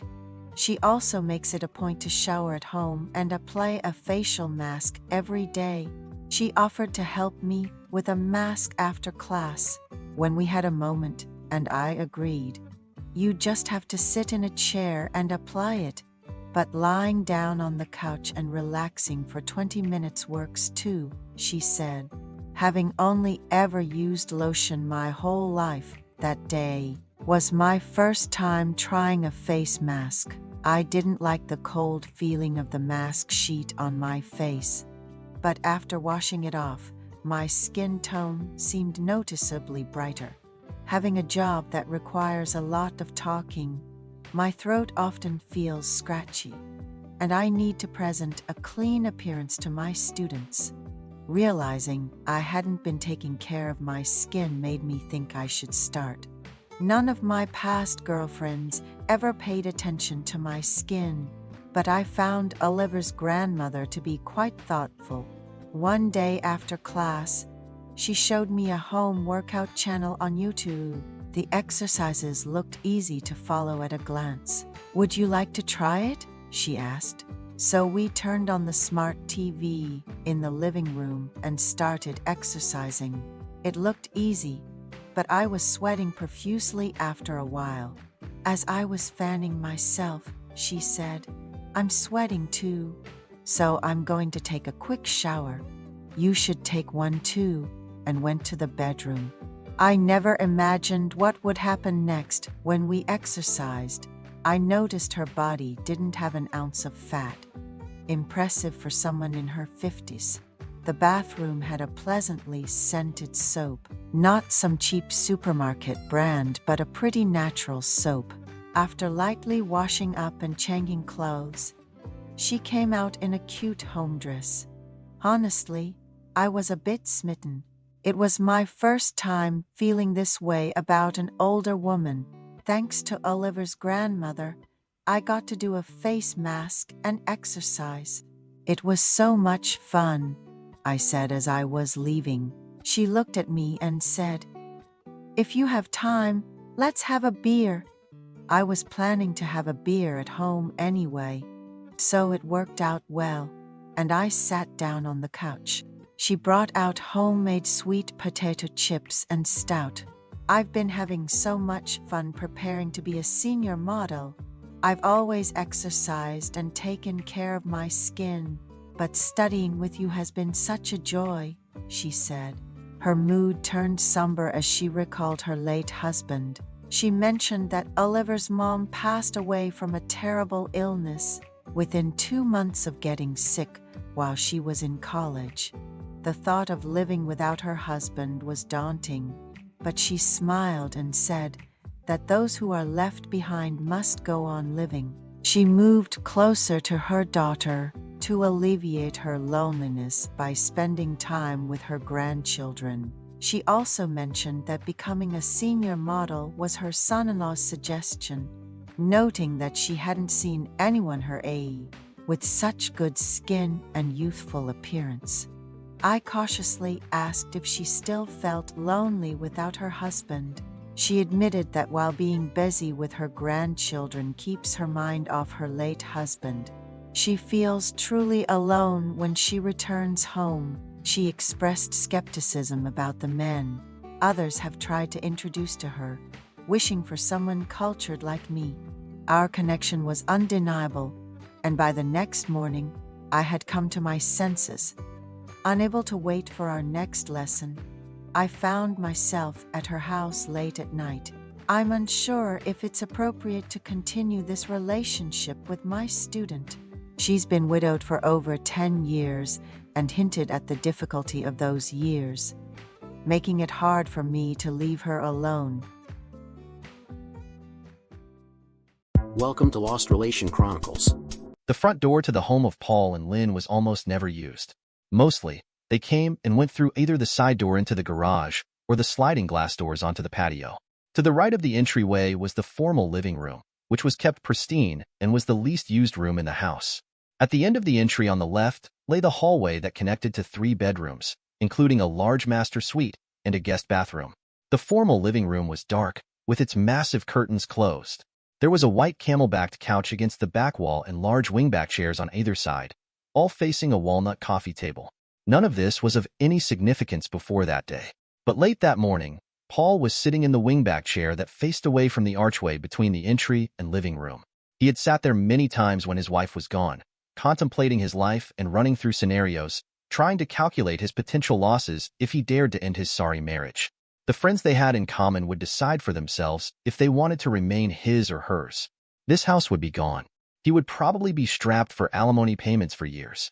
Half of his net worth would disappear in a flash, along with legal expenses. In the end, he would still have to deal with Lynn, and she was a very vindictive bitch. In the midst of his musings, he heard the side door open and knew that she was home from grocery shopping. He should have gotten up then and pretended that he'd been in their bedroom. If she caught him in the living room, there would be another argument. Arguments in this household were a dime a dozen, and they were all begun by Lynn and consisted of unwarranted criticism of Paul for minor infractions, for some made-up reason, or for nothing at all. He knew that she did it to keep him off balance, and just for the hell of it. Lynn could carry on a running argument for weeks over the least little thing, and in the end, Paul always found some way to placate her enough to end it. Life was just not worth living if there was constant friction, in his opinion. Better to settle a fight as soon as possible. The problem was that it was generally a short time until she started the next one. This situation was hopeless after their 10 years of marriage, and he could see no way out of it except somebody losing his or her life. Still, he persisted in trying to make things better, mostly to preserve his own sanity these days, rather than to make things nicer for his wife. Paul heard the freezer door shut, and he knew she'd put away the frozen food. She would be sending him out to get the rest of the groceries in a couple of minutes. She did that sort of thing all the time. She ordered, and he was expected not only to obey, but to tolerate her criticism while he performed the action. "No, I want the cereal in the other cabinet this time," she might say. Wanting to avoid her for as long as possible, he remained still. He waited for her to call his name, or worse, whistle for him. That whistle was almost too much for him to take these days. Just like a dog, he thought. Instead of her voice, he heard light footsteps as she approached the entryway. If he had looked, he would have seen her stopping at the entry-tiled floor and peering down the hallway, making sure she was alone. He waited quietly. Lynn was thinking, "I should have called him in the car before I got home. It's hard to drive and talk, though. Oh well, I'm safe right here. Paul's probably out back working on the gazebo like a good little husband." In a few seconds, he heard the chirp of her cell phone as she dialed the number. She was now in the entry, just 5 feet away from the back of the chair where he sat. "Hi, Daddy. Can you talk now?" "Daddy? Why is she calling him now? We're good for Thursday afternoon. I'll call him at work after 1 o'clock. He should be back from lunch by then.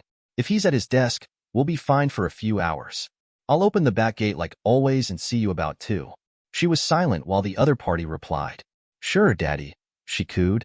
"You can put that thing anywhere you like. You know I love your big old tool. I've got to go and find out where my boy is now. See you Thursday." He heard the flip phone snap shut and her footsteps trailing off across the carpet to the sliding glass door. She whistled and called toward the gazebo project he had been working on in the backyard. She apparently hadn't heard his labored breathing or the crashing sound of the blood pumping in his heart and head. This was not Paul's first time in a tense situation, and he had automatic responses developed from his experiences in the army and elsewhere. First thing, don't panic. Unless you are discovered and actively under attack, use your knowledge to your own advantage and choose your own time to engage. Make your face blank. Control your breathing. Maintain. Be normal. Paul stood and walked into the den. "I'm here. I was in the bathroom. I've got to run to the hardware store and get parts for the gazebo," he said as he crossed the den toward the kitchen and the side door, trying not to look at her. He was amazed that he had been able to get those words out of his mouth. He was amazed also that he didn't have his hands around her throat at this moment. She turned to look as he strode by her and caught the redness in his face. "You need to wear a hat out there. You look like you're really getting sunburned. I don't want to look at your skin peeling off in a couple of days. By the way, there are groceries to bring in. Do that before you go anywhere, and don't be gone all day." She dropped her phone into her purse, which was on the kitchen counter, and headed out the back door to inspect Paul's work on the gazebo. There would be criticisms about it waiting for him when he returned. That was Lynn all over. Almost everything she said to him involved a set of marching orders and an implied or explicit criticism. As she stepped into the backyard, Paul retrieved her phone from the purse and looked up the last number she'd dialed. He memorized it quickly and placed her phone back in her purse. Then Paul brought in the groceries, put them away, and drove off in his small pickup truck. But he didn't head for the hardware store. He stopped at a local park a couple of blocks away. For the first 15 minutes, he went over and over the short conversation he'd just overheard. He wanted to rehearse it in his brain so that every word was memorized. To be sure, he made notes. There was no doubt at all what it meant. No room for mistake. His wife was having an affair, and she was doing it in his house, probably in his bed while he was at work. He was furious knowing that he was subsidizing her infidelity, working to support her while she cheated on him. Who was the guy, the one she called Daddy? It wasn't her real father, because the area code was local and her parents lived 1,000 miles away in California. In the early days of their marriage, she sometimes called Paul Daddy when they were making love. She had long since ceased doing that, but he remembered because it had seemed a little odd to him. He had initially thought that maybe she was signaling that she wanted kids, that she wanted him to be a daddy. But she had seemed relieved when, a couple of years into the marriage, they had decided not to have kids. She was definitely a daddy's girl, though. Then he began to think of practical matters to determine what his best course of action was. She was going to let her lover in the back gate on Thursday. That meant he would be walking down the alley. He could ambush him there, but what would he do with his cheating wife? If her lover was walking, his car had to be somewhere nearby. It hit him. Her lover would probably leave his car right here at the park. Who was this guy, and how could he find that out? The obvious thing would be to call the number he got off her cell phone. He could have someone else call it, as if by mistake, and try to get him to say who he was. A woman would be most likely to get that info. Who did he know that would make the call? Who else might know about this? That answer was simple. Lynn's best friend was Sue, and if Sue didn't know about it, he didn't think anyone else would either. Maybe Lynn's sister would know, but that was doubtful. Ever since she'd been ostracized by the rest of the family for her messy divorce, she and Lynn had not been close. Could he ask Sue? He had known her as long as Lynn had, and Sue had always been his friend, too. But women could be more loyal to each other than to their spouses sometimes. Sue was married to Nick, who was 15 years her senior, and the pair seemed to be the most loving couple in the world. He figured that Sue would tell Nick almost anything. Would she tell him about Lynn, though? He counted Nick as a friend. They weren't close friends, but Nick was an upstanding guy, and he would have thought Nick would have told him if he'd known about something like this. Paul decided to try Nick. That meant a drive to the golf course, where Nick, who was semi-retired, donated time on Saturdays as a sort of goodwill ambassador for the course, in exchange for a free round of golf during the week when the course was not full. On the way over, he planned his approach very carefully. He couldn't just blurt it out. What if the news got back to Sue and then to Lynn? He had to be cagey. Nick, I have a hypothetical question for you. Paul was riding in a golf cart with him as he went to check on conditions at the 7th hole. If you were to have a confidential conversation with someone, would you feel obliged to keep it confidential, or would you share it with Sue? Nick gave him an odd glance and drove on several yards. Are you asking me to keep a secret from Sue?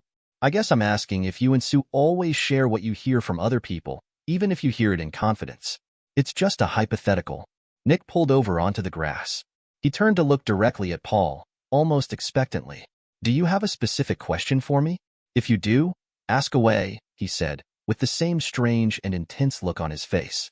If I do ask a question, can you keep this conversation confidential? Here's what I'll promise. I will never mention it unsolicited. But if Sue asks me, I won't lie to her. That's how I operate, Paul. I can keep a secret, but I won't lie to my wife or to a friend. Nick obviously knew something, and Paul felt that he wanted to tell him. He composed himself and put the question. Nick, do you know anything about an affair my wife may be having? May be having? Technically, no. Let me rephrase. Do you know anything about an affair Lynn is having or has had in the past? It came pouring out of Nick like a dam bursting. It was last New Year's, at the Holden's party. They were just about to do the fireworks display, and everybody was outside. Sue had gotten ill from the champagne. You know she hardly ever drinks. She went upstairs to the bathroom on the landing. She heard someone trying the doorknob while she was getting sick in the toilet. When she washed up and left the bathroom, she heard noises coming from down the hall, where it turns toward some bedrooms. She was afraid that someone else might be ill, and she walked down there and looked. Lynn was up against the wall at the end of the hallway, and some big dude was, well, there's no good way to say it. He had her against the wall with her legs wrapped around his waist. Lynn saw Sue standing there, and she smiled and did a little wave off, like, "Get the hell out of here." On the way home, she told me about it. Sue and Lynn are old friends, as you know, and she wanted to talk to Lynn before we decided to do anything. I said we should tell you right away. In the end, she had a talk with your wife, who told her that it had been a one-time thing, due to alcohol and a spat with you, as well as very aggressive moves from the guy. His name is Buddy White. Sue knows about him. He has a real reputation as a bully. He married money. His wife is a lawyer. So, Sue asked me to keep it quiet, since we didn't want to destroy your marriage over a single incident. But I told her, if you ever asked me about it directly, I wouldn't lie to you. It's been burning a hole in my heart these past 5 months. I'm so glad it's out, but I'm so sorry for you, man. Lynn lied to Sue. It's not over. She's been carrying on with this guy, or maybe it's some other guy by now. I heard her talking to him on the phone an hour ago. God, man, if I'd known I would have come to you. I'm so sorry, Paul.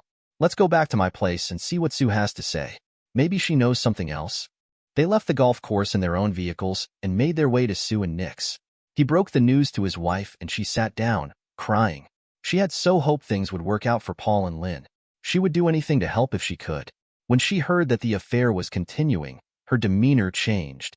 Sue felt a bit of Lynn's betrayal herself now. She had been assured that the affair was finished and had based her action, or lack thereof, on that lie. Sue, there's one thing you might do for me. I checked Lynn's phone, and I have the number she called. Would you call him, pretend it's a wrong number, and try to get his name? I want to make sure who she's seeing now.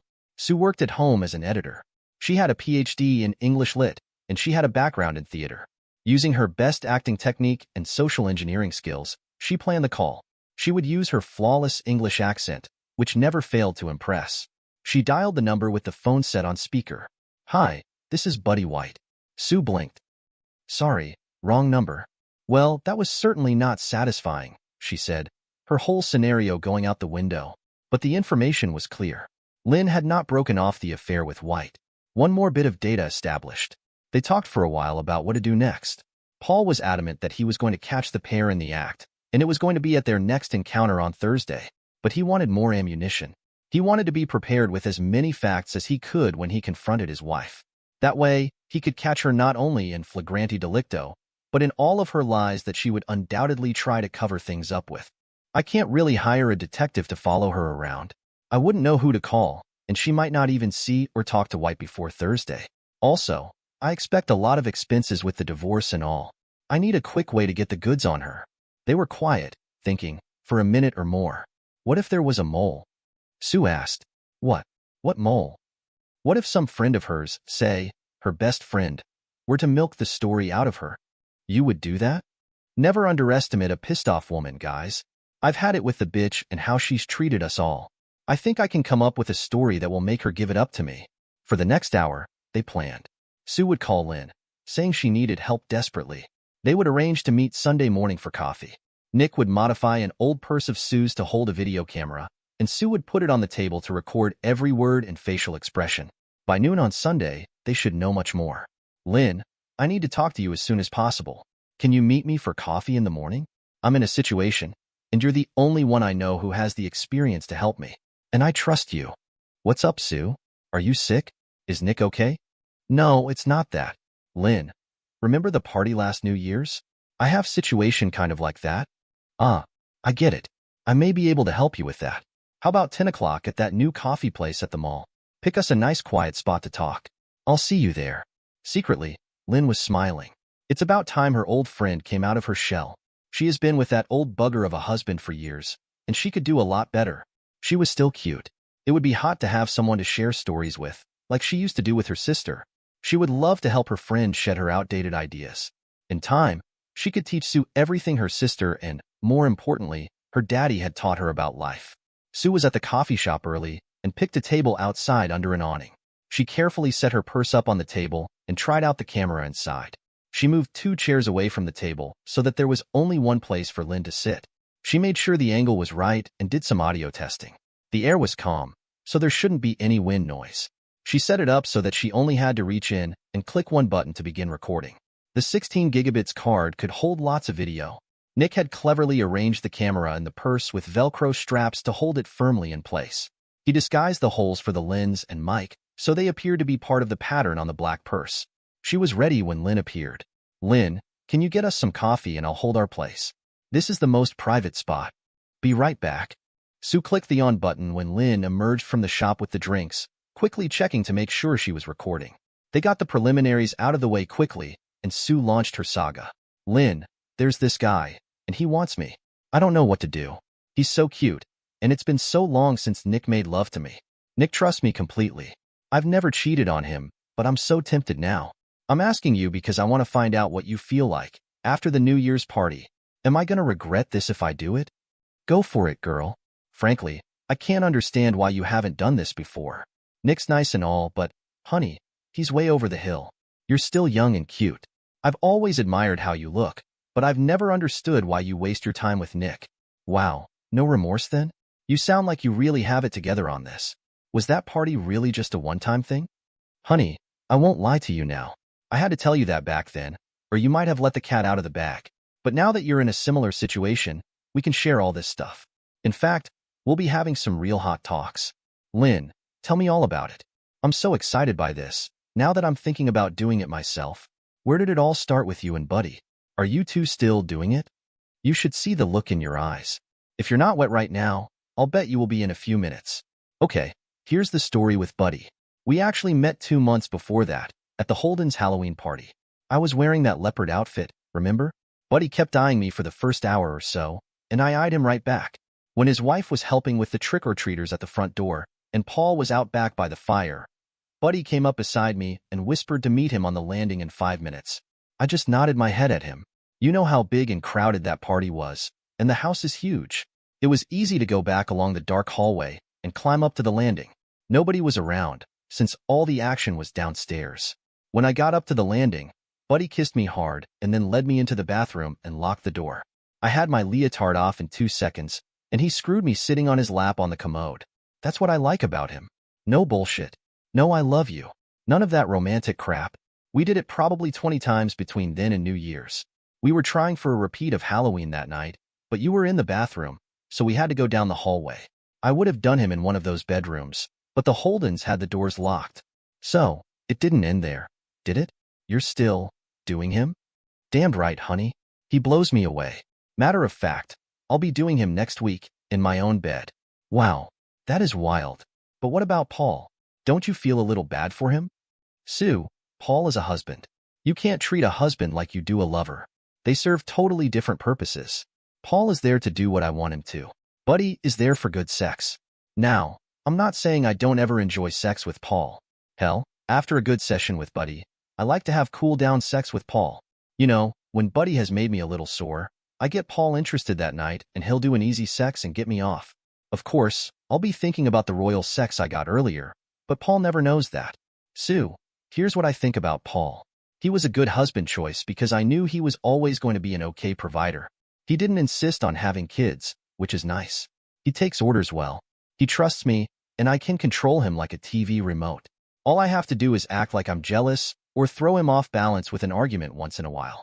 You know, I will sniff him when he comes home sometimes, like I'm looking for perfume on him. I do it to throw him off the real scent and make him think I'll never cheat.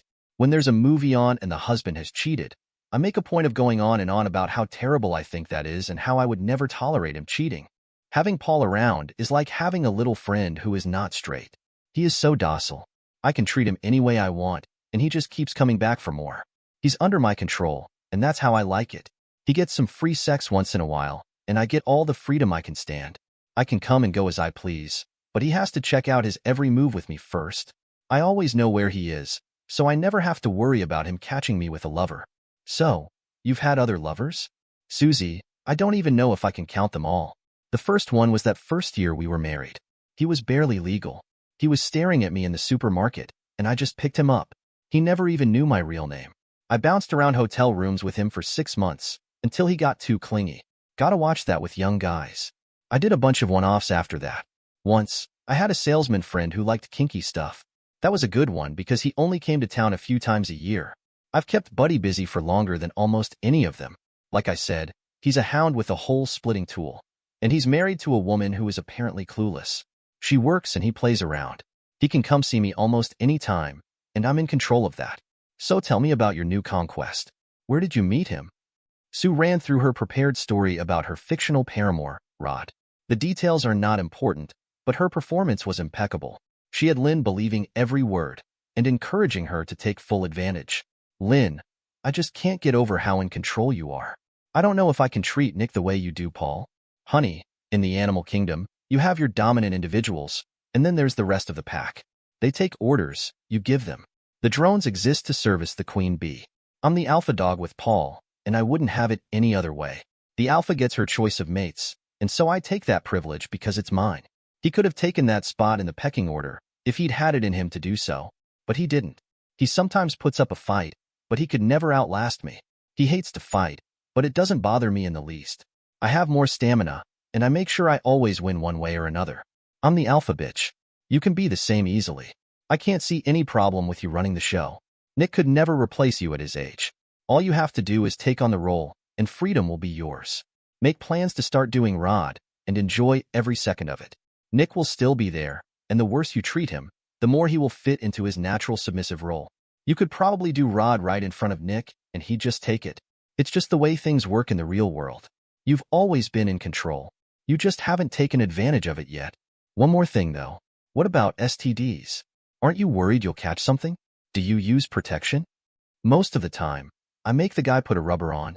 With Buddy, it's different, because he's so aggressive. It would be like trying to get one on a stallion. But he's clean. Once I got a little scared because it hurt to pee, but the doc told me it's just skin irritation from rough sex. She said, tell your husband to be more careful. I laughed my butt off at that one. There was one time I actually did get infected. Gonorrhea. It was awful. I had to take an injection and pills for a couple of weeks. After that, I was more careful. How did you keep that from Paul?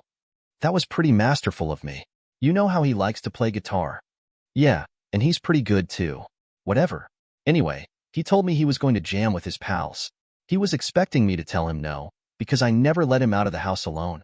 I just looked at him deadpan and said, if you really feel that's what you should be doing.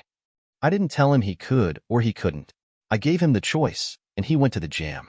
When he came back, wham! I nailed him with a running argument for 2 weeks while I took the antibiotics.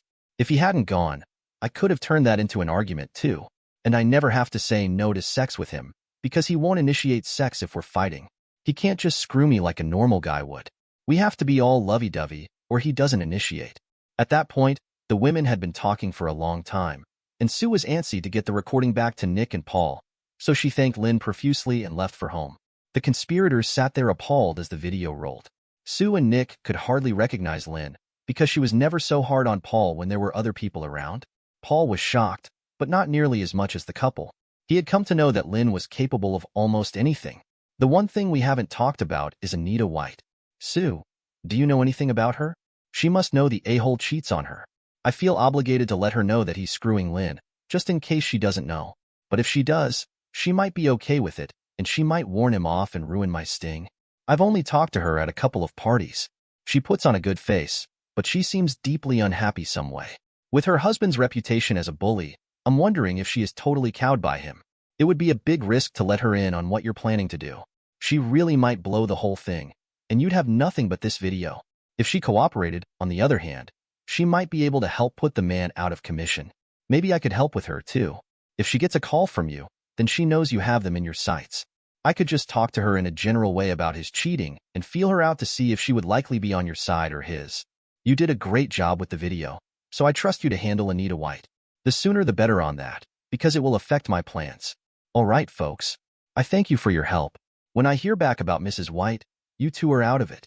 I won't involve you in what's coming, and it's best you don't know any more details. Paul, you won't do anything stupid, will you? Asked Sue. You mean, like the stupid stuff I've been doing for the past 10 years? No, I mean something violent. Paul didn't answer her directly. I'm going to handle this the only way I know how. Please, I'm asking you all to keep this strictly confidential. If she calls you, just don't answer. That way, whatever happens will be out of your hands. I take total responsibility. Later that evening, Sue took a chance and phoned Anita White. Anita, this is Sue Carter. We've talked at the Holden's parties a few times. Hi, Sue. I remember you. What do you need? Anita, can you talk freely right now? Is your husband or anyone else around? I need to keep this conversation quiet.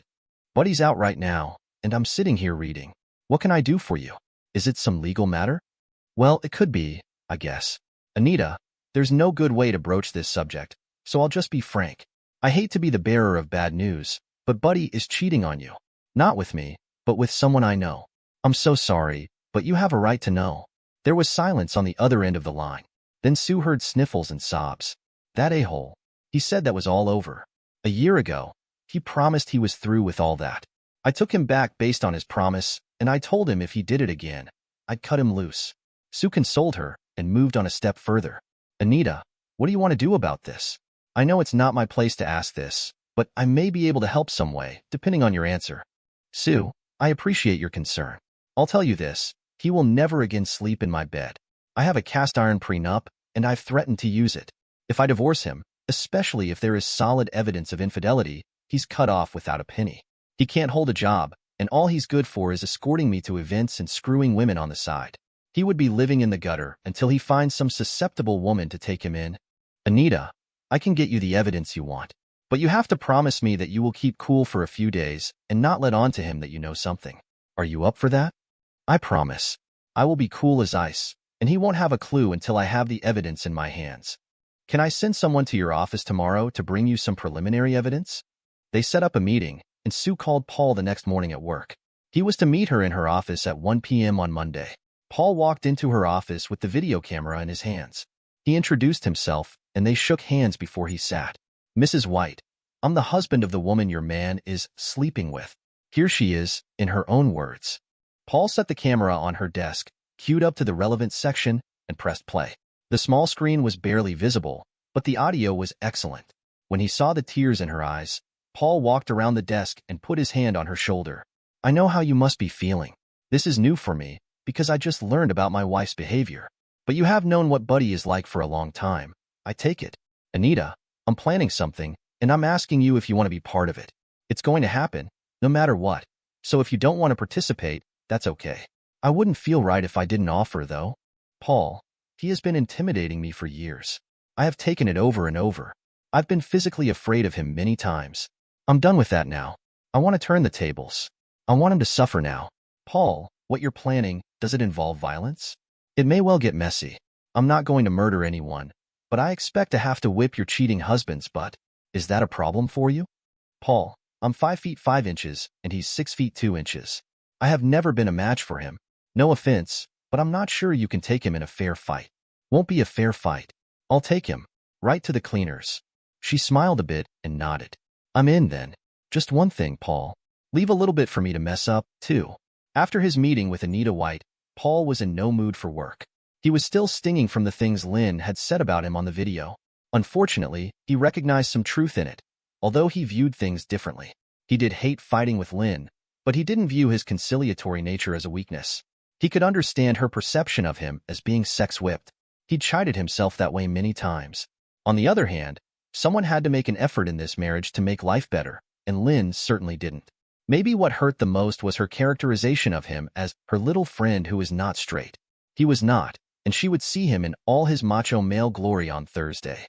Maybe he should give her a taste of that before Thursday, just to see how she would react. What would she do if faced with a husband who wouldn't take no for an answer? Would that make her want him more? Not that he would ever take her back at this point. The trust was totally gone, and that was the basis of any relationship. But maybe it would give her something to think about on those long nights she would be facing alone. He thought about his sex life with Lynn. Before marriage, he pictured having sex with her whenever he wanted. Hell, he could have gotten a lot more sex as a single guy than he did married to her. Why had he been duped into thinking married people had sex all the time? Still, the thought of screwing his wife one more time had some appeal. It would be strictly for his benefit. He didn't care whether she came or not. He didn't care whether she was into it or not. Give her something to remember, and give himself some of his pride back. If he were going to do it, it should be that night. If he were as rough with her as he thought he might be, she'd need time to recuperate before meeting her lover on Thursday. He definitely didn't want her to cancel that date. His final decision was made on the spur of the moment Monday night as they sat reading in the den. All evening, she'd been picking at him about one small thing or another. The gazebo project wasn't finished yet. Why not? When was he going to correct the list of problems she'd given him? Just the usual jabs and needles. He couldn't concentrate on his book. He looked at her over his reading glasses. "Can you just shut up? I'm trying to read." She went into a tirade, trying to bury him in rhetoric, to win by volume of words, as she usually did. She'd make him pay for cursing at her. She screamed for 5 minutes while he sat there, getting hard thinking about what he was going to do next. He just walked out of the house. On Tuesday and Wednesday, there wasn't much work being done in Paul's office. He spent a lot of time going over scenarios. There were too many variables, and he knew that line about the best laid plans. In the end, he worked out several possible ways it could go, as well as his preferred way. A lot of Thursday afternoon would have to be played by ear. He spent a few hours in the company gym, getting his flexibility and strength honed for Thursday. It was easy to do the workouts as he envisioned what was about to happen. Things were tense at home. They only spoke when necessary. Normally, Lynn would have been on his case hard, but his behavior had been so over the top that she wanted to wait and see if this were just some aberration. She needed to figure out what was wrong and get Paul back under her thumb, where he belonged. After all, he was a husband, and he'd acted like a lover. He had dared to make a play for control, and Lynn couldn't let that situation continue. If she challenged him now, he might do a repeat and she would drop further behind in the game. She started carrying a knife because it made her feel more in control, even though he never made another move on her. Surely, this was just a reaction to some problem at work. It would go back to normal, given time. At least, he did come to bed on Tuesday and Wednesday, although he ignored her. She found herself looking forward to Thursday even more. Maybe a good sex session with Buddy would give her some insight. Tuesday night, while Lynn was showering, Paul rifled through his dresser drawers looking for something his grandfather had given him. Paul had played with it as a child, and when he joined the army, it had been his present. Paul's father and grandfather had both been in the service, and Grandpa had fought the Nazis in France after Normandy. He had taken a set of brass knuckles off a German body as a war souvenir, and Paul looked at it lying in his hand. It was a mean-looking piece of equipment, steel rather than brass, and possibly illegal to own. His grandfather had told him to be very careful with it, but that it might come in handy someday. That day had almost come. This was war. Lynn and her lover had not played fair, and neither would he. Paul forced himself to eat a hearty breakfast at work on Thursday morning. He would not be eating lunch, but he hoped his rival would. It would slow him down. Mostly, he paced the floor in his office, going over details. He had deposited a few items in the guest bedroom that he hoped to be able to utilize. That would depend on whether Lynn waited for her lover in the backyard, or merely opened the gate and went back inside. No matter. He could adapt. He fingered the set of knuckles sitting on his desk. He paced and thought some more, stoking his controlled anger. By 1 o'clock, he had changed into jeans, a t-shirt, and a stout pair of running shoes. He checked his pockets. Cell phone, keys, knuckles, billfold. Before leaving, he phoned Lynn from his desk phone so that she would be able to check the number and know he was really at work. That would preempt her call to him. He was calm and not at all threatening on the phone. He told her he had meetings all afternoon and wouldn't be near his phone, and his cell phone would be turned off, too. He said he might be an hour or so late getting home. Lynn took it as a good sign that he was drifting back to his normal docility because he had called to check in. She relaxed a little with this knowledge.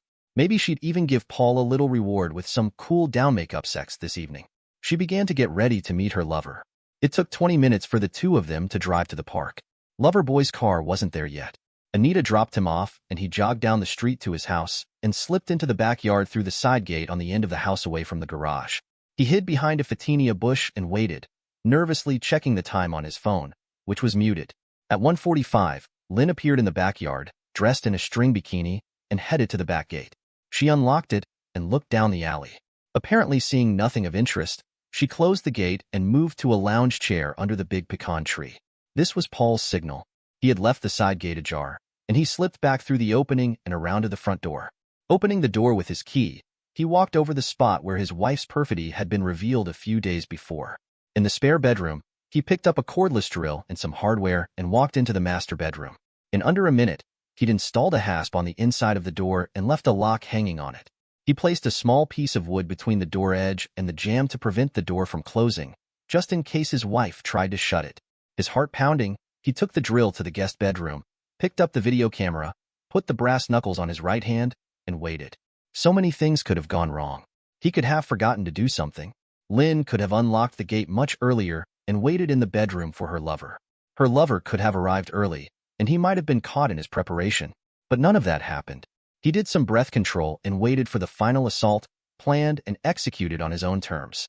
Paul was standing, looking through the slightly open guest bedroom door, the brass knuckles on his right hand, holding the video camera. The video quality wouldn't be good in this dark hallway, but he was sure the audio would be. He heard the sliding glass door moving and voices. Lynn was giggling, and a male voice was growling. He could picture the big man with his hands groping her. As they passed the guest bedroom, Paul could see that his wife's bikini top was already gone and hands were mauling her body. They moved into the master bedroom, kissing and fondling, not attempting to close the door. Paul followed the short distance down the hallway, still recording. Carefully, Paul set the video camera on the dresser just inside the door. He could see from the screen that it was pointed directly at the bed and the pair who were now falling into it. This would be the hardest waiting. He wanted to get the actual sex fest recorded. No denials possible. No doubt whatsoever. God, he hoped she wouldn't give him a BJ first and slow things down. He was desperate to release his rage. He scooted back out the door and stood so that his legs would be ready for the challenge. He tried to limit the number of times he peeked, not wanting to alert them with movement. For a full 5 minutes, the couple stroked and caressed, both of them now naked. They would not be in a hurry today, since they had all afternoon to defile his marriage, but soon passion would overtake them. Paul heard them talking as he stood outside the door. Several times, Lynn called him Daddy.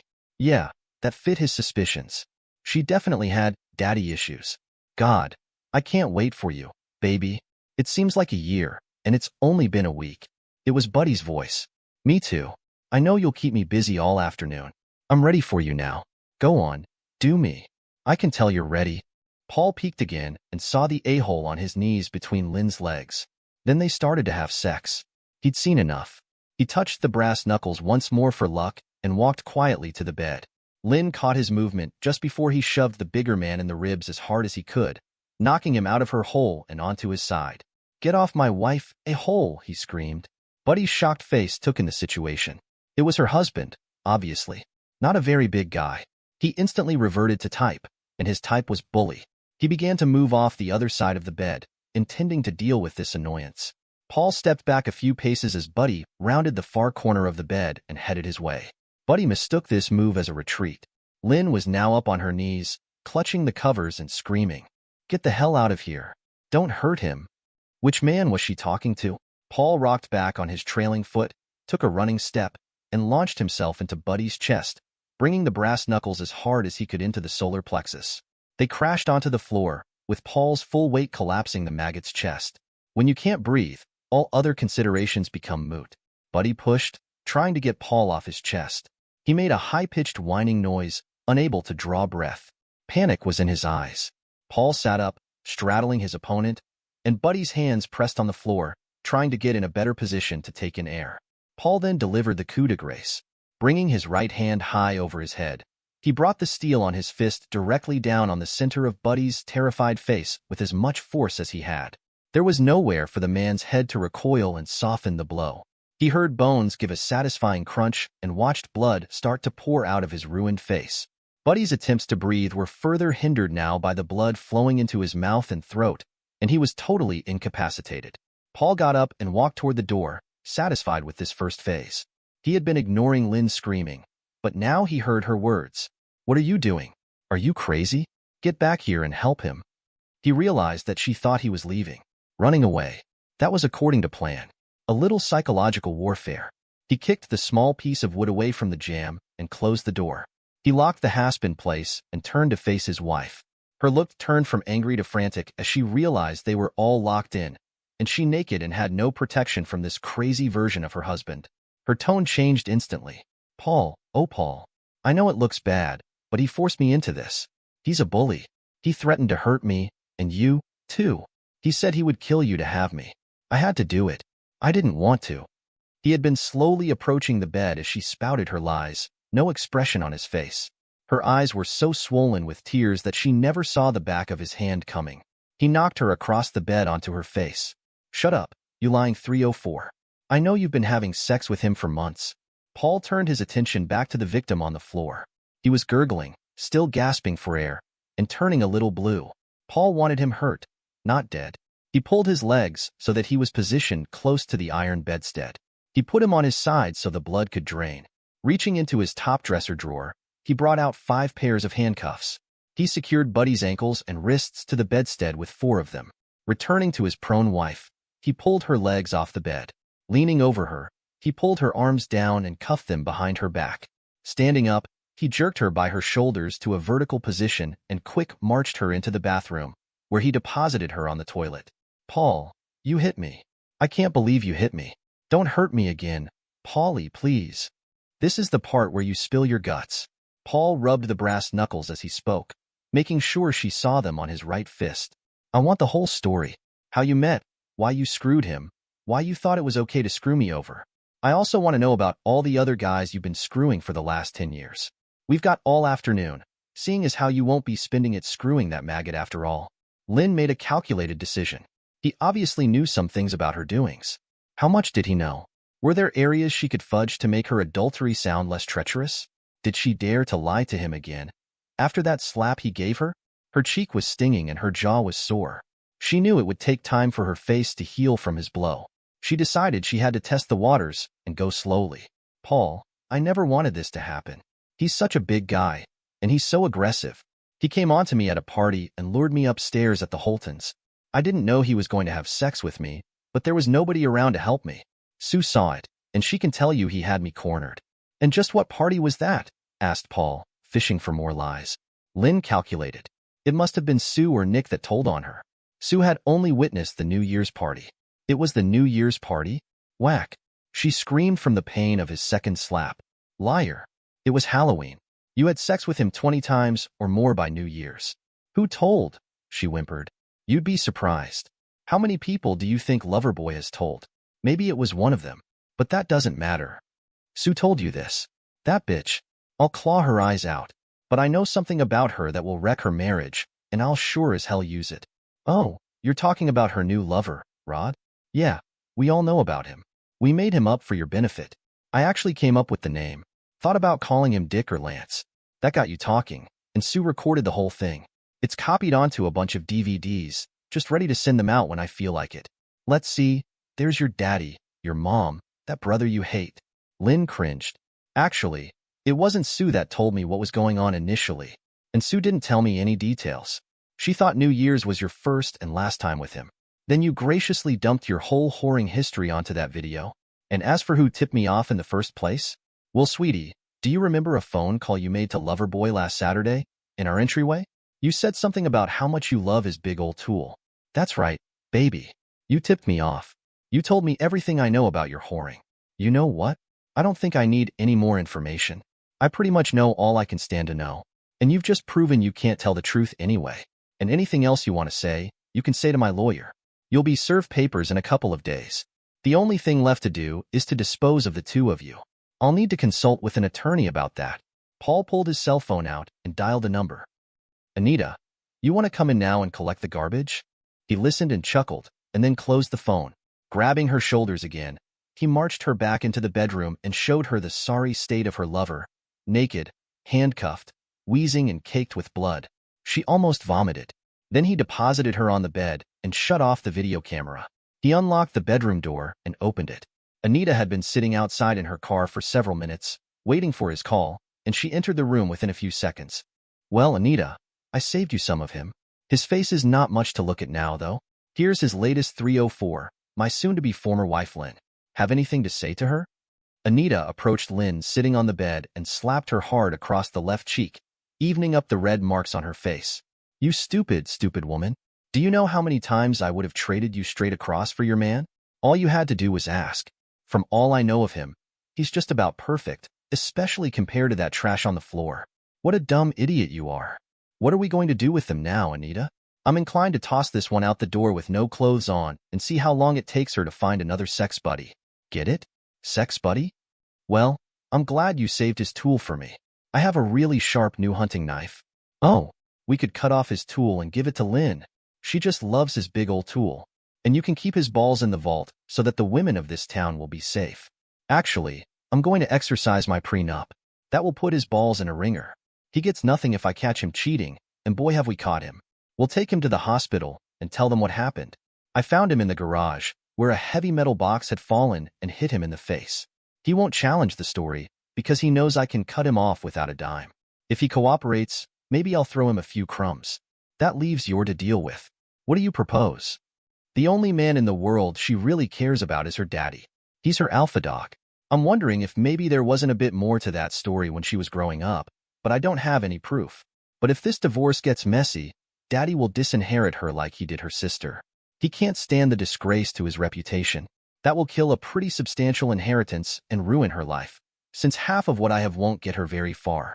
Even after the divorce, I'll still have a couple of interesting videos to share if I feel like it. Maybe that will control the vindictive bitch in her. So, I'm gonna let her get dressed, take her car, and go find some place to curl up and cry for a while. But Lynn, don't try the ATM or credit cards. They won't work for you. You probably have a few bucks in your purse, and here's another quarter for a 2-bit hooker. Paul remained friends with Anita, but mostly at a distance. Sometimes they call on each other when they're feeling low. Neither wants to jump into another relationship, having been burned so badly. One thing that really hurt Paul in the whole affair was his rough treatment of Lynn. That was not the real Paul. He had struck her twice. He likened it to war, where good men are capable of real cruelty, but he swore he would never be in that position again. On the other hand, he never gave a second thought to destroying Buddy's face. Anita's insurance paid for basic repairs to Buddy's face. She didn't spring for extensive reconstructive surgery. After she cut him loose, with a little more money than the prenup required, he found it very difficult to attract women. His depression deepened over the next few months, and he eventually dropped out of sight. Lynn took the offered settlement, which was reasonable. She begged her sister for help and moved in with her. She is still trying to figure out how she could have calculated so wrong. She gets ill every time she sees nature shows about predators and prey.